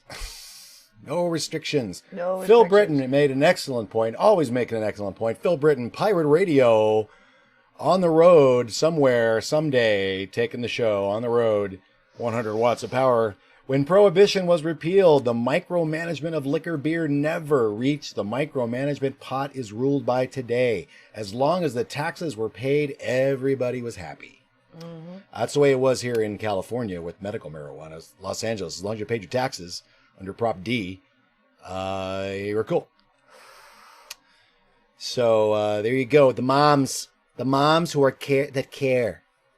The moms, compassionate, the compassionate moms, because they're moms. They're compassionate because they're moms. You know, Lizzie Borden. No, she took out her mom. She killed her mom. She killed her mom. She proves her point. She proves her point. Sorry. No. You know. Anyway, moving on. Okay, moving on. Bad analogy, but there you go. Texas men are not, and law enforcement are not behind this. Everybody, it looks like all of these laws are like, don't smoke, you can't smoke, and yeah, it's gonna be a revolt. What a revolting development this is. I'd like to see them try that in Oklahoma. It's going to be interesting to see if they react to that. It's one of the things they try. But the battle continues in Florida on that, as well as in it's going to go on everywhere, Ohio, Pittsburgh. But Texas, minds are a-changing. The green wave, cannabis cash or cannabis cures, always takes over. Talk to everyone you know that you use cannabis. Tell everyone you know. Don't be shy about it. Tell everybody you know. I mean, yeah, it's time. It's time. They'll go, really? Really? Yeah. You use cannabis? I wear these earrings when I'm not working. At work, I find other ways to tell people, but I wear these earrings. One's a little cannabis leaf, and one's a little joint and a puff of smoke. And Which I wear no one them, ever knows what is. I wear them. Younger people know. They know the leaf, exactly no what problem. it is. They're like, "Ooh, I love your earrings." I'm like, "Yeah, thanks." It's important to let people know that even you use cannabis. Even you. Even you. Even you. I'm stoned right now. Ask me how. That's good too. I like that. Ask Cash me for about cures or cannabis. cures for cash? Brian Arbor. And yes, indeed. Indeed. But there you go. That's our southern block. All right, we're out of the South. Oklahoma, Texas, the green wave taking over, people turning green. This is a big deal. It's huge. It's really huge. Big deal. As we move, we're going to Never would have thunk it, to be quite frank. Well, certainly those newscasters were flabbergasted. I'm flabbergasted. By what's going on in these. Why are voters doing this? They're voting for marijuana. Unreal. Let's go into the West, shall we? Let's. Where the pot apocalypse is happening right now. It has begun. Today is July 1st, and any store that is licensed under our emergency rules that is selling medical cannabis or recreational cannabis must destroy anything that is not properly labeled, tested, or otherwise fitting into the scheme of legal, taxed, and regulated cannabis in California. So estimates are between $350 and $500 million of cannabis products being destroyed today. And we say, no way. No way is $500,000 worth of cannabis being destroyed today. First of all, I'm pretty sure a lot of the shops, yeah, there were fire sales, there were complaints about how much they're going to lose if they wait, or if they can lose this much now, or they're going to lose everything. So let's move into the Western Bloc and see what the cannabis industry is up for as of today. It's no bueno, and we might be in for a short supply of cannabis in California, at least for people who want to try it for the first time and don't know a guy. Pot regulations are going into effect today. Yeah, the state is requiring tough new testing, packaging, and labeling for the marijuana industry. Now, starting today, products will have to be tested for pesticides and other bacteria like E. coli and Salmonella. The new regulations forced shops to offer steep discounts ahead of the deadline, making for some happy customers. Many dispensaries were trying to get rid of any non-compliant products. These new rules are being enforced just 6 months after California legalized marijuana. And minimum wage earners in some parts of Los Angeles County get a raise today. In the city of LA, workers are getting $12 an hour in businesses that have 25 or fewer employees. For 26 or more, it's $13.25. This is the third such hike since Mayor Eric Garcetti signed a measure that will gradually raise the minimum wage to $15 an hour by the year 2020. Similar wage hikes also apply to Malibu, Pasadena, and Santa Monica. And there are new laws for California drivers that take effect today as well. The legal limit for DUI has been lowered to 0.04 for rideshare drivers like Uber or Lyft. And another new law actually requires passengers to buckle up on board buses that have seatbelts. So a couple other stories, stuff going on here in LA. Our minimum wage going up, sort of. It's one of those, yeah, here, there. And also, that was interesting. I didn't realize that about the blood alcohol level. That's for the shared, for Uber drivers? Yeah. They have a higher level of responsibility. So what do you think? It's okay to just have a beer with lunch as an Uber driver? Because apparently, wow, that's funny. But Uber's not picking up, and Uber's not picking up drunk people too. It's like, we're not going to pick up people who are drunker than us. That's right. We have an app for that. I can't be drunk.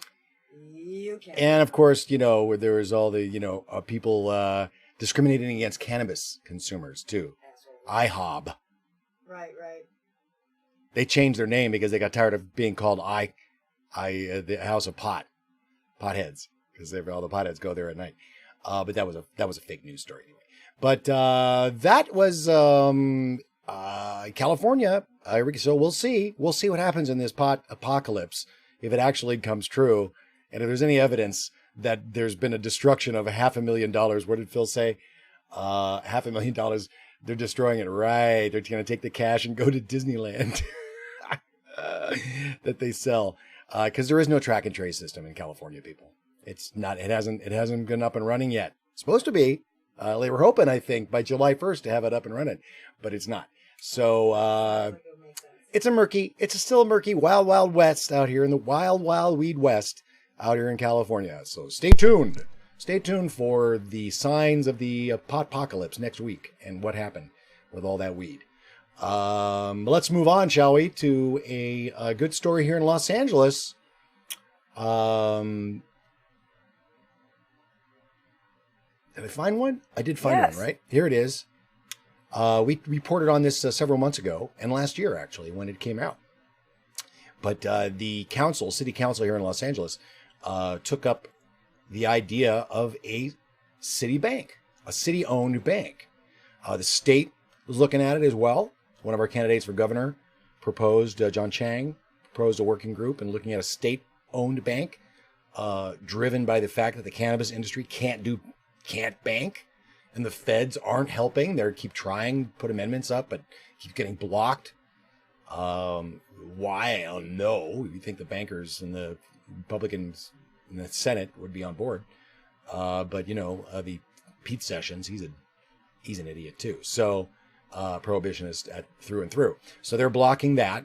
But LA is stepping up. The city of Los Angeles. They were talking about it. They debated it. And they voted on it this week. It's kind of exciting. The LA City Council Friday unanimously approved an ordinance calling for voters to decide in November whether or not Los Angeles should create the first ever city-owned bank in the United States. The motion was put forward by Council President Herb Wesson last year. Wesson has said the bank could be used to finance local entrepreneurs and affordable housing. So not only will the city of Los Angeles has decided to do its own cannabis bank, which I realized that did you notice that there was no mention of the fact that the cannabis industry in that story? Oh yeah, the city of LA is doing its own city-owned bank. Wow, what did I? You know why? The only reason the city of Los Angeles is doing a city-owned bank is because of the cannabis industry, and as a side effect, as a positive side effect, we're going to start dealing with low-income housing, giving out home loans to folks. I'm sure it'll help to help alleviate the housing crisis and the homelessness crisis. Hopefully it'll help along those lines too. So good on you, City of Los Angeles, City Council, Herb.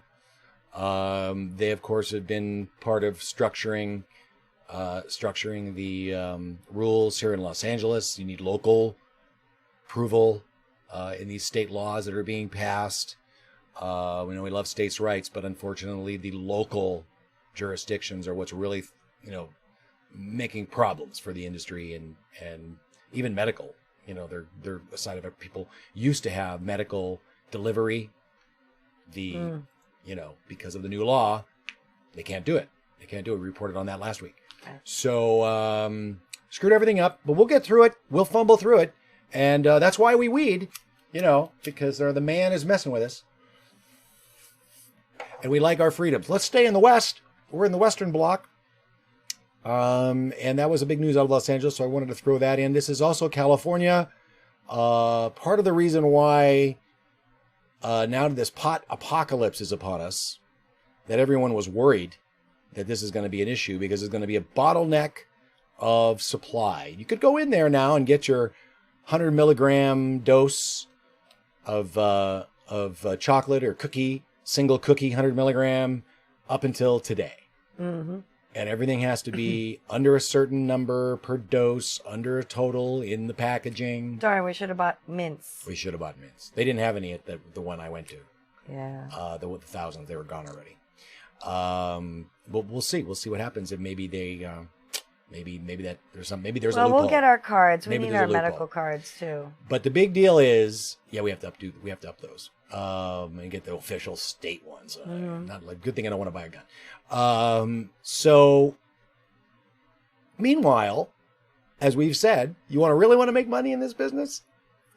Open up some labs. Yes. Open up some testing labs. Wherever they're legalizing they're going to need testing, and we don't got them. We don't got enough of them in California, and that's part of the problem with what's going on.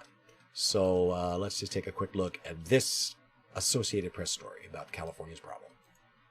Well, we use methods developed in a lot of other industries to begin with. I mean, I came out of the food industry, so a lot of the things that we use on cannabis, we look for bacterial loads and things like that, like we did in bacterial loads for food.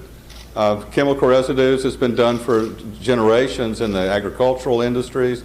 Environmental laboratories look for pesticides in water and soil and alfalfas and crops and things like that. The optimistic thing we've seen the last year, 12 months at least, is a great decline in contaminated products coming in for testing.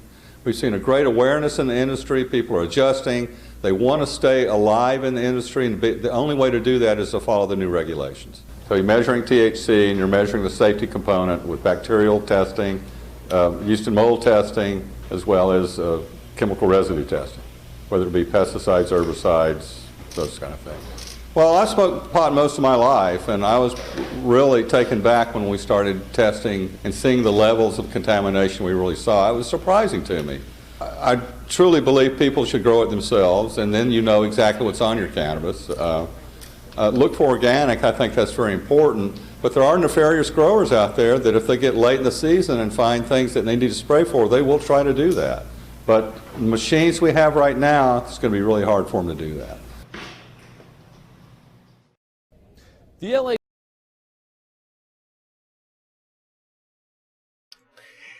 Yeah, that's got to be a rude awakening when it's like, oh my God, I've been smoking this my whole life. Dude, I always want good, clean cannabis. Who doesn't look for organic cannabis? But, Everybody wants good, clean cannabis. Everybody. We've never. Come on. I don't think we've ever had a nefarious grower problem. I don't think so either. I've never gotten sick from weed. You know. Your lungs have always been checked, and we've checked. Yeah, my lungs are always good, clear. We're healthy people. I think a lot of it's.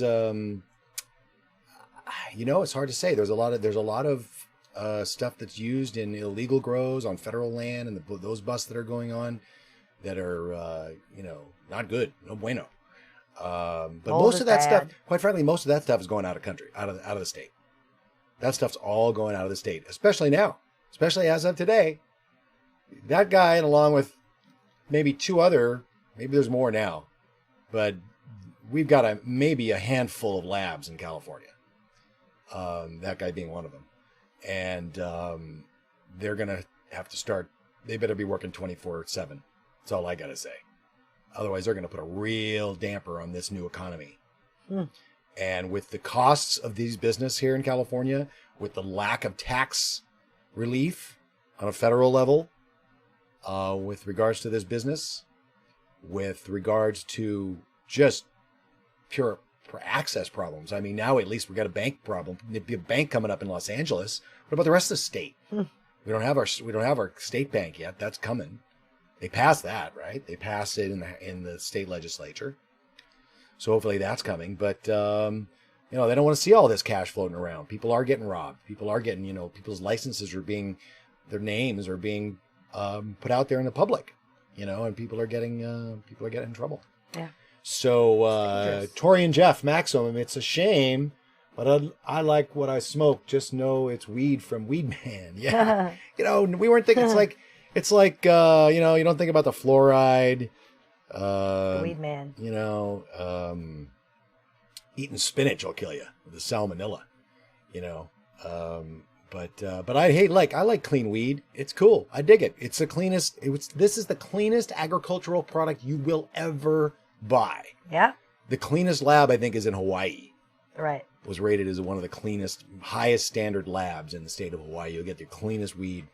I wonder if we have a California state license, if we can buy a thing from their dispensary. In Hawaii, because we are going there. We'll look into that and let you know. We'll look into that. We're taking it on the road. Our show will be on the road in August. I don't know that we'll actually do shows. We'll check in during the wedding. Maybe we'll do a little $5. Yeah, we'll do a 420 on some day just to check in. D-Live 24 hour. Hey, DC 420 LA. Thanks for being part of the community. Thanks, D-Live 24 hour. They're one of the promoters of the D-Live platform, which we are on streaming as well as on YouTube, of course. But we, because of the threat of YouTube shutting down, we like to diffuse the message, not diffuse, but disseminate the message. Spread it around. Spread it around on multiple platforms to get the education and the message across about the wonders of cannabis. So we are on DLive for the Steam It blockchain community. So we thank you for joining in over there, which you can watch on DLive actually with just a guest account. So you don't actually have to have a Steam It account anymore. So that's kind of cool. But of course, YouTube, subscribe, get notifications, ring the bell for when we do go live. It's every Sunday at 4:20 Pacific.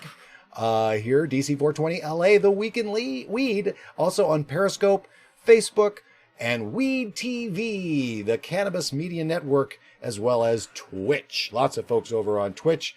Thanks for joining in, everybody. The chat's going along the bottom, so if you got something to say, we're watching all of the chats. Chella's responding in the YouTube chat. Lots of folks, new folks in there. Bingus, honored to have you watching today, brother. And thanks for joining the show and liking us from last week's show. It's great. We got to spread the word. We got to make sure that cannabis media and people in cannabis media are getting good information out about medical as well as recreational, because when you recreate, you medicate, it's all the same plant, people. It's just a plant.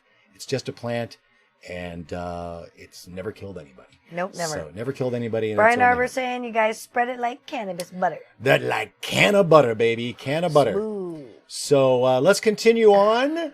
Let's move into Nevada, where, of course, they just celebrated their 1 year of Nevada. recreational cannabis and doing pretty good, doing pretty well. And they are probably one of the first, as well as maybe San Francisco. But Las Vegas is looking to do the marijuana lounge, is, of course, what we want. We want to see. We don't drink. We want to go out. We want to have a good time. We doober home. That's awesome. But let's make sure we have access to it and ways to smoke. They're legal. It's great. You legalize it, but you're not let people indulge. So if we want to have our own deal, why don't you let us have it? Well, they're talking about that in Nevada, and they want to know your opinion in the city of Las Vegas, I believe. So let's see what this story says from CBS. No, I'm sorry, KTNV, Channel 13, Las Vegas. You can do a lot of things in Las Vegas you can't do in other cities, and smoking marijuana in a public place could soon be added to the list. Yeah, happening today, the City Council is hosting this workshop on marijuana social use venues, or what they're calling pot lounges. 13 Action News reporter Nina Porciuncula finds out why we may actually need them. She joins us live with more. Well, recreational marijuana has been legal in Las Vegas since July last year. But since then, we've been seeing people smoking pot out in public, including here downtown. But here's the thing. People can only legally consume marijuana on private property, leaving locals and tourists nearly without a place to legally smoke pot. It is unlawful to consume pot in public places. That includes casinos, hotels, bars, and parks. That's why back in December, city officials held a marijuana workshop to talk about a proposed ordinance that would have allowed marijuana lounges to open early this year. That proposal would let people light up in businesses such as restaurants, yoga studios, and coffee shops. County commissioners also heard arguments about the issue in September, but both city and county officials decided to pump the brakes on pot lounges, saying there's no need to rush. Officials wanted to iron out rules and make sure it doesn't draw the ire of federal government. But now the city has decided to put it back on the table and wants to hear from you. Now the Marijuana Lounge workshop starts today from 10 a.m. to noon at City Council chambers. Reporting live, Nina Porciuncula, 13 Action News. That will be our next trip to Vegas. Well, we totally. We might go there sooner, but yeah, no, but I definitely want to go when that happens for sure. It's so easy to get to Vegas. Then they're talking about doing a non-alcoholic cannabis beer, THC infused beer. Awesome. Because they put CBD in it, so that's cool. That'd be But great. yeah, man, we want to have the opportunity to consume. Hang out. You're giving us the freedom. You're giving us the freedom to do it. You're taxing us for it. Yeah. And then you're saying, yeah, you can only do it in your house. So it's just ridiculous. Bud porn, yes. The news loves bud porn. I know they have so much great B-roll, bud roll, B-roll. Bring in the B-roll. And so does YouTube. YouTube loves bud porn too. Yes, the girls smoking girls, yes. Nugs. Instagram, of course, loves bud porn too. We're talking actual photography of of the bud, Mhm. not just girls smoking and French inhaling. Yeah, it's great. And, they're just, they're looking at it going, wow, look at that plant. It's gorgeous. And it's getting better and better. That's really funny. Interesting observation. And I love how they do in states that are doing medical cannabis, where you can't smoke it. You can only use oil. And it can only be for certain things, but all their B-roll is of the dreaded marijuana plant. The plant. The dreaded Which, marijuana plant. You roll up into a joint and smoke right. it. That's Bum, bum, bum. like this. Mm-hmm. As we roll into our Eastern Bloc. East Coast. East Coast, where today, in Massachusetts, recreational cannabis is legal, but there's nowhere to buy it. So they will still be waiting. Still waiting for Godot. Waiting for Badeau. Forever. In Massachusetts. It won't be that long, but it's going to be a little bit. So let's get into our Eastern Bloc here and look at some stories coming out of Massachusetts. Let's start with the slow rollout of the Massachusetts recreational pot shops from the Boston Herald. More than 160 communities across the state have simply punted on the issue, putting in moratoriums for more time to iron out zoning and other regulations around pot. In many of those towns, shops won't open until 2019. But in other parts of the state, growers and sellers are ramping up business to prep for the new industry. This is the Netta cultivation facility in Franklin, Massachusetts, one of the largest grow sites in the entire country. In preparation for the launch of recreational marijuana, they've almost doubled production. Well, as soon as the ballot initiative passed, we started to draw up plans about how to expand. It is a slow process dealing with the municipalities, dealing with contractors, just like any other business. Netta, which has dispensary locations in Brookline and Northampton, is now growing about 20,000 plants in Franklin. They employ nearly 400 workers and plan to open another dispensary after getting recreational licensing. Cannabis business owners say they aren't surprised by the gradual launch of the adult use industry. Their focus, too, is long-term. And they say they can't afford to make rookie mistakes. In Massachusetts, it's going to be looked at every single way it can be looked at, and if there's anything that can be criticized, it will be criticized. Reporting for the Boston Herald, Megan Ottolini. Don't expect to walk into a store and buy recreational pot on July 1st. 22 News reporter Tashani Whitlow joins us from our Hampshire County Bureau after finding out why the state won't meet its opening day deadline. Well, according to the Boston Globe, the Cannabis Control Commission is waiting for an independent testing lab to apply and be approved for a license. State law requires all retail pot to be tested before it can be sold. July 1st was the intended rollout date for legal recreational marijuana sales in Massachusetts. So far, the Cannabis Control Commission has only approved a cultivation license. The CCC still needs an independent laboratory to test all retail pot as required by state law. Some health officials are concerned the drug could get into the wrong hands. There has been some evidence that kids are getting into that and are being seen in urgent care centers and emergency departments with basically overdoses of cannabis. That's a big concern that parents and or recreational users have to be very concerned about. Basically overdoses, my ass. The Cannabis Control Commission is prioritizing license applications for testing laboratories. Under state law, no recreational marijuana shops can open without having legal means of testing it. Now, according to the Boston Globe, the Cannabis Control Commission will not consider additional licenses until July 2nd. Reporting live from our Hampshire County Bureau in Northampton, Tashani Whitlow, 22 News. I'm betting that doctor never used weed. Doesn't know anybody who's used weed. And basically has never seen anybody overdose. Basically doesn't know what overdosing means. I mean, people are dying from fentanyl overdoses. Yeah, and he's throwing around the word basically overdosing. Nobody's ever died from pot. And the people who just saw that news story think that, oh, people are overdosing, because when they think overdose, they think, oh, dying. Every one of his references were So irritating. over the last year. Every one of those has been reported on this station, on this show, every week in some market has regurgitated those same talking points. Yes. Every single one of them. And there are not rashes of people coming into emergency rooms basically overdosing on marijuana.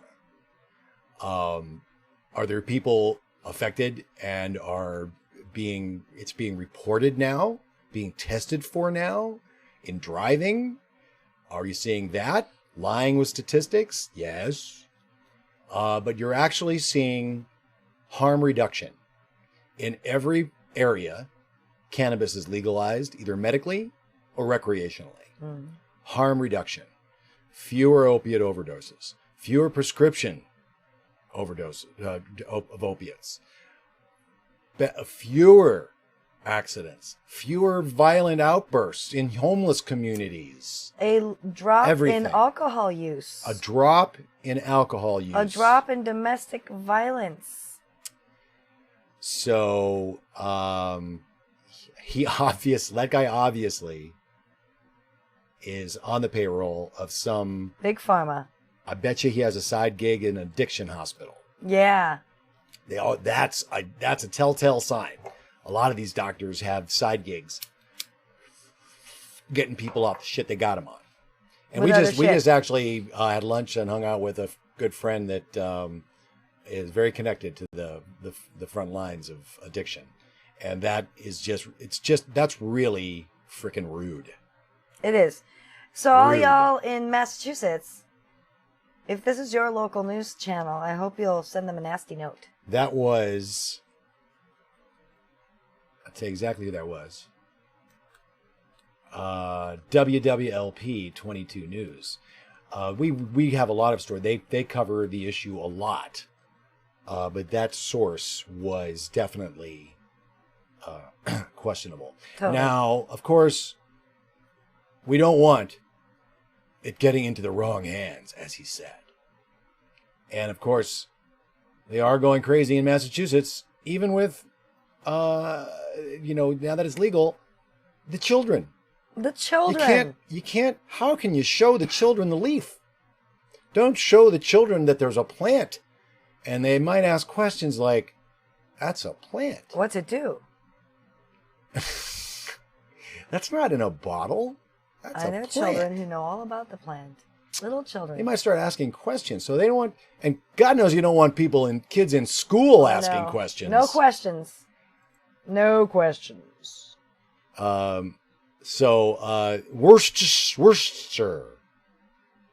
Worcester News tonight is worried about the kids and near the schools because they don't want them asking questions. So let's see what they're all freaking out. You never want to ask questions near schools. Recreational marijuana shops near schools say it isn't so. Recreational marijuana shops could soon be opening in the city. Some school committee members are worried about the close proximity they may have to schools, and it could affect students. Our Brittany Schaefer joins us now to explain. Brittany? Olivia, the school's safety director says the schools have already had issues with medical marijuana. They say earlier this month, an elementary school student found medical marijuana gummies on the school's playground. The Worcester School Committee is asking the City Council to consider a larger restriction zone between schools and marijuana shops. My concern is that we have children, 500 feet away from a school for a shop. Children are going to be passing by it each day. I don't think that's in the best interest of our community. The new recommendation is 1,000 feet. Former principal and committee member John Monfredo made the request. He says many parents are concerned. Many of the parents, especially the parents of children who are walking home from school, had major concerns. We're always talking about the importance of modeling for children, and this certainly is not a good model. It certainly is not something that children should be exposed to. School safety director Rob Pizzella says there have already been issues at schools with medical marijuana. We have seen medical marijuana brownies being confiscated on school property where students actually ingested these brownies and ended up getting sick and being rushed to the emergency ward. We also had an elementary school student very recently on one of our elementary school playgrounds come across and found a medical marijuana gummy bear type package. Pizzella says if shops are just 500 feet away, people who buy the drug could sell it to students. We are very concerned that the marijuana that's going to be sold in these pot shops are going to end up in the hands of minors. We know it affects their academic performance, their attendance in schools, and eventually addiction. Monfredo says there is a lot the city will need to learn as the recreational shops come to Worcester, and he doesn't want children to be in jeopardy. Citizens of Massachusetts did pass it, and I think they made a major mistake in passing it. Well, if the recreational side comes to Worcester, we have no idea how to control it. The zoning restriction change will be brought up at Tuesday night's City Council meeting. Brittany Schaefer, Worcester News Tonight. Worcester News. A package was found in the courtyard of the school. Yeah. Crazy town. You know, packages have been known to package have things, but it has a colorful gummy shape in it. What kid turns that shit in? What kid turns in candy? Yeah, first of all, there's that. Number two, if you see kids not going to school and they're blaming weed, what it comes down to is it's a character flaw. This is bad parenting. And I can say that because I have no compassion because I don't have children. Yeah, or the kid realized what a fazul school is. Or it woke him up and realized this is horseshit. You're like, you want me to sit in a room for 8 hours and teach me this nonsense? No. So yeah, they don't want them doing that. They don't want them finding that. But yes, and first of all, the comb over. I know it's a look these days. So bad. I know it's a look. Only if it's orange. But we have kids, he says. Your kids are 70 years old. Yeah. If your kids are hanging out at elementary school, I think there's a problem. Yeah, that's not cool. They're there for other reasons. That guy, that ex-principal, he was terrible. Oh, but more just terrible sources for this. This is the age that's dying off. This is the one, even though seniors are the fastest growing demographic using cannabis now, not teenagers. That's going the other way. It's still the slowest to come to accept that the paradigm has changed. Boomers, baby boomers. It's funny how some of them, they'll die. It's funny how some of them are like super gung-ho, and some of them are like, oh no. You know, it's weird. Yep. And here, let's just to move along because it is the Eastern Bloc, and we have an early call tomorrow. I do. Yeah. And it's been a great show. We've had a lot of great folks in the chat. Great conversation. New viewers, new watchers. Fantastico. And thankfully, there's not a lot of news out of the Midwest. So, Daily Dope's not here, so we're going to just keep going in east and finish up. But this is a good story. This is a well-reported story. It's a good story. It's good news. At WWLP 22, because they do cover cannabis pretty much nightly with this run-up for legalization. They've been covering it pretty good. So, and we have Massachusetts viewers. So let's take a look at this story about, this is a local jurisdiction story. Often we report that the local jurisdictions have banned recreational cannabis or some other form of the legalization scheme. And often they'll reverse that at some point because they realize they're going to miss out. And it doesn't really hurt anybody. But here's an instance where the executive pretty much completely disagreed with what the city decided to do. So let's take a look at this story out of West Springfield. November. Good evening and welcome to 22 News at 10. I'm Barry Krieger. West Springfield Mayor Will Reichelt has vetoed the town council ban on recreational marijuana. 22 News reporter Haley Crumblehome spoke with the mayor about why he feels so strongly about allowing commercial pot in Westside. The mayor said now that marijuana is legal, it presents a significant financial benefit, and the city should give it more discussion. The West Springfield Town Council this month voted 8-1 to ban recreational marijuana sales in town. At the time, Mayor Reichelt had proposed an ordinance to allow 2 pot shops in town. Around 500 votes separated those in West Springfield for and against legalizing marijuana in the 2016 statewide ballot question. Reichelt on Friday vetoed the town council ban, saying the city needs to give it more discussion. But the question now is not should we legalize it, but it's now a legal market. Should we allow it to participate in West Springfield? And I've already talked to people who said, yes, I voted against it in 2016, but it's legal now. Why should we not partake in that market? One West Springfield resident said while some people may have changed their minds on the issue of recreational marijuana, she still thinks the majority would be against it. I think there would be different voting. I guess they're still really undecided, but I don't think they really should legalize it, because too many of the kids are going to get a hold of it. The mayor's veto will now be sent to the town council. Mayor Reichelt said the council needs a 2/3 majority to override his veto. If that happens, he'd like to put recreational marijuana ultimately to a town-wide ballot question. Mayor Reichelt said the council has 10 days to respond to the veto. Haley Crumblehome, 22 News. Great name, Crumblehome. Brian Arbor lives in Springfield, and West Springfield doesn't want those benefits. They're some of the people who do not want weed in their community. Interesting. Well, here's a community not too far away that it says no problem in Massachusetts.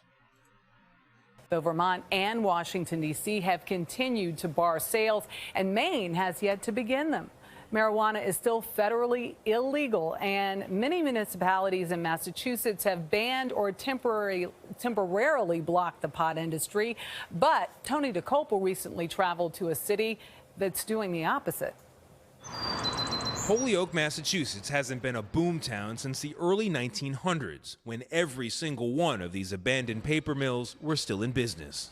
There's a ton of space available. We have about 1.5 million square feet of vacant mill space in the city. Empty space. Yes, and those mills closed, those jobs moved elsewhere. But Alex Morse, the city's 29-year-old mayor, has an idea for bringing the jobs back and breathing new life into these old buildings. Holyoke is the ideal location for the cannabis industry in Massachusetts? In Massachusetts, probably in the country, yes.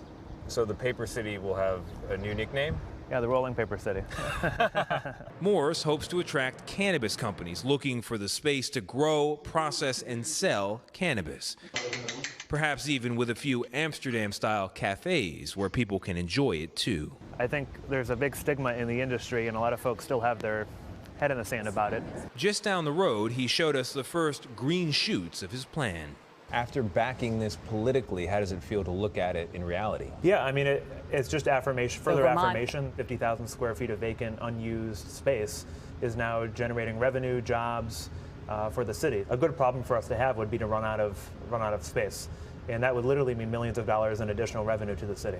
This former mill space is now operating as a marijuana cultivation center after a $10 million investment by GTI, a cannabis company based in Chicago, betting on a wave of East Coast legalization. If Massachusetts becomes the mecca for marijuana consumption on the East Coast, and Holyoke is the pot hub of Massachusetts, then this is really the capital of East Coast marijuana, where we're standing. Where we're standing could be the epicenter of East Coast marijuana, yes.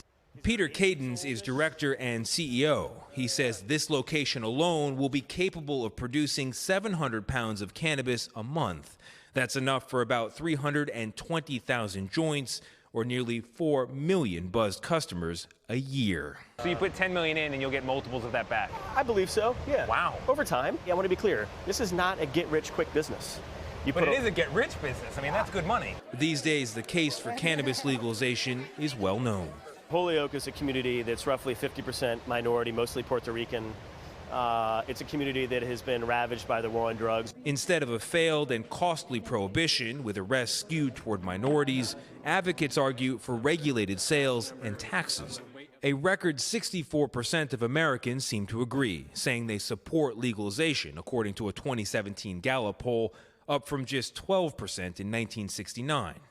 But as more states experiment, the case against legalization may get stronger. Is recreational marijuana in conflict with public health? I think it's a little bit too soon to tell about the long-term ramifications of cannabis. Do you feel like doing it right in Massachusetts will be a model for your industry across the Eastern Seaboard?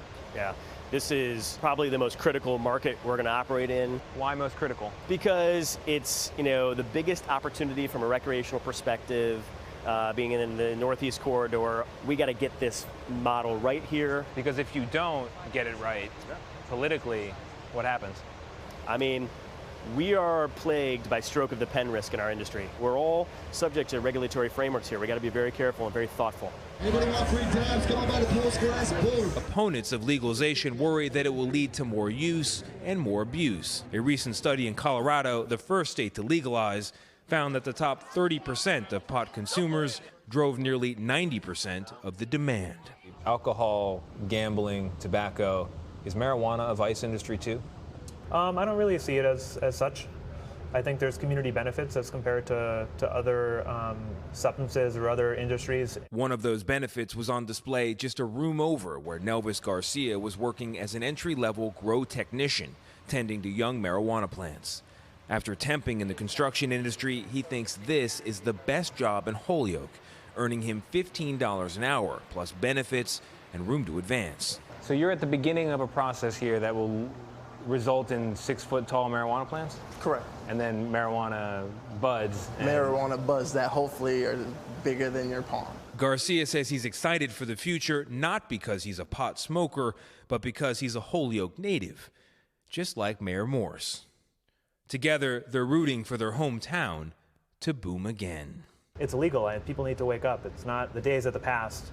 We're moving forward. Holyoke has embraced the industry, and we acknowledge that this is an economic development driver for us. For CBS This Morning, Saturday, Tony DeCopel, Holyoke, Massachusetts.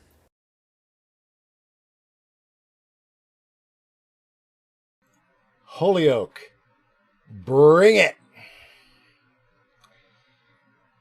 West Springfield, ban it. But the mayor says Holyoke is bringing it. So I think we should look at it again. They'll take it. They'll take it. Rolling Paper City. The Rolling Paper City. Got to put that on our list. I love it when the officials make puns. I love it too. It's great. They are super excited in Holyoke, Massachusetts. Best job ever. $15 an hour to start. Ready to move, advancement, creating jobs, creating economic opportunity, creating a buzz in the community.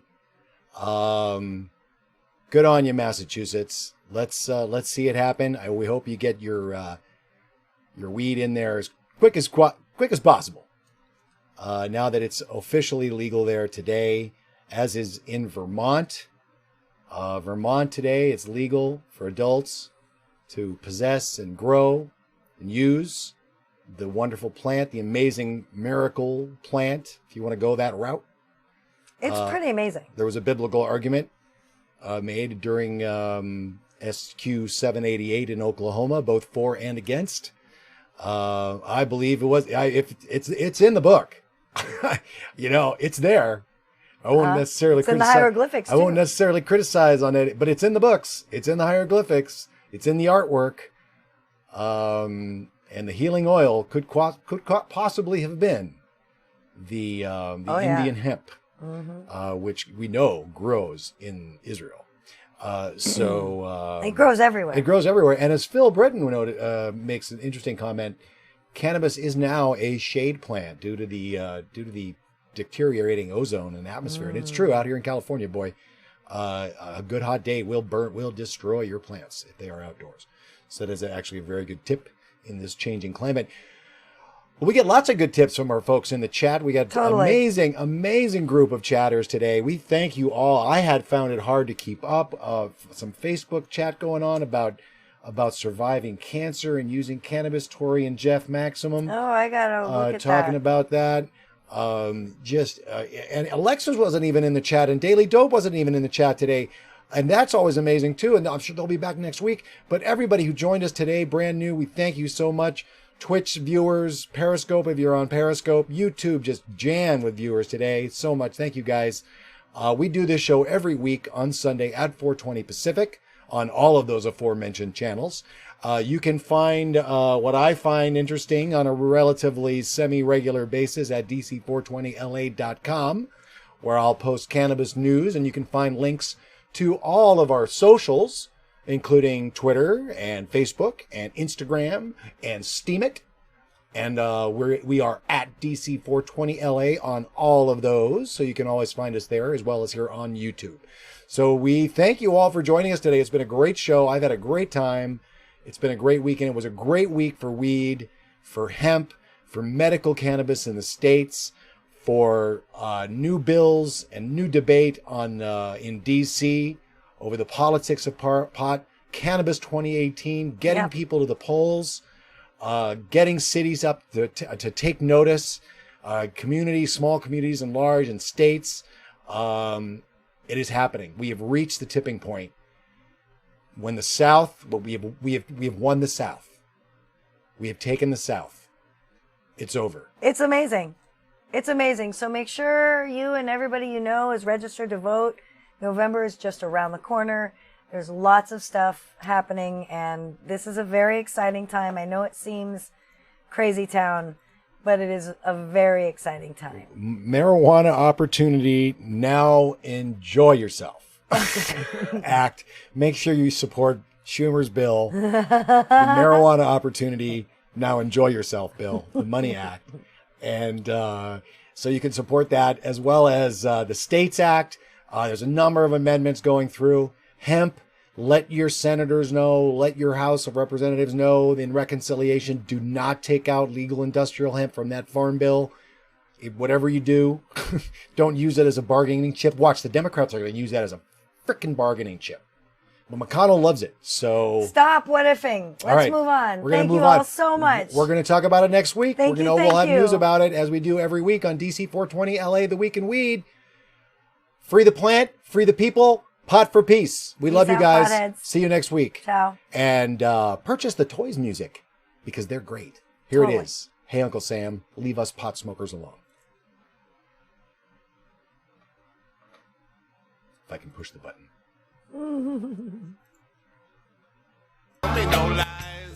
Not from the middle. Here we go. Hi. The best laid plans. It has been a good show.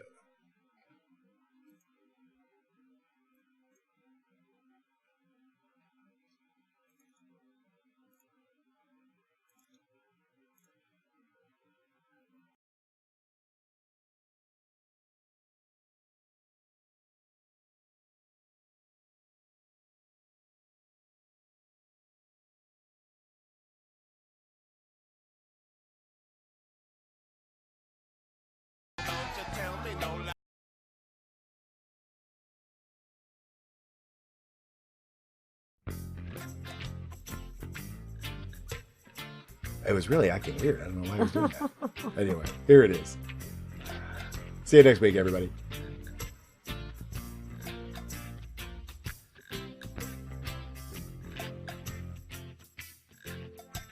The murderers keep murdering. The churches keep a-burning. The rapists keep a-raping. And the tide ain't turning. Uncle Sam, for all your power, things get worse every hour. It seems to me your energies are wasted, chasing my friends and me. So hey, Uncle Sam, hey there, Uncle Sam, leave us pot smokers alone. Uncle Sam, leave us pot smokers alone.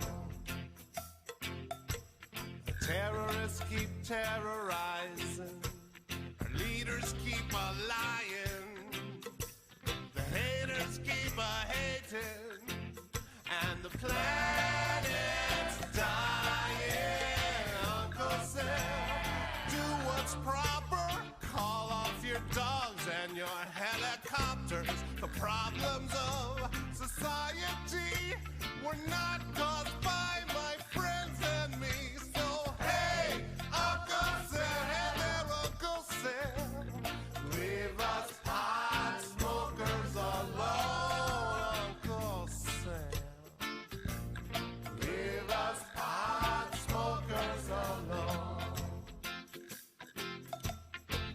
many innocent people gonna be imprisoned? We just peace and love and street puff and brotherhood freaks.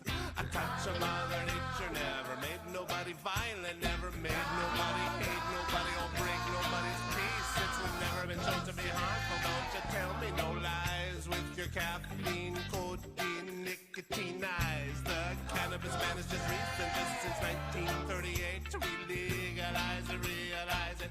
You made a big mistake. Hey, Uncle Sam, hey there, Uncle Sam, leave us pot smokers alone. Uncle Sam, leave us pot smokers alone.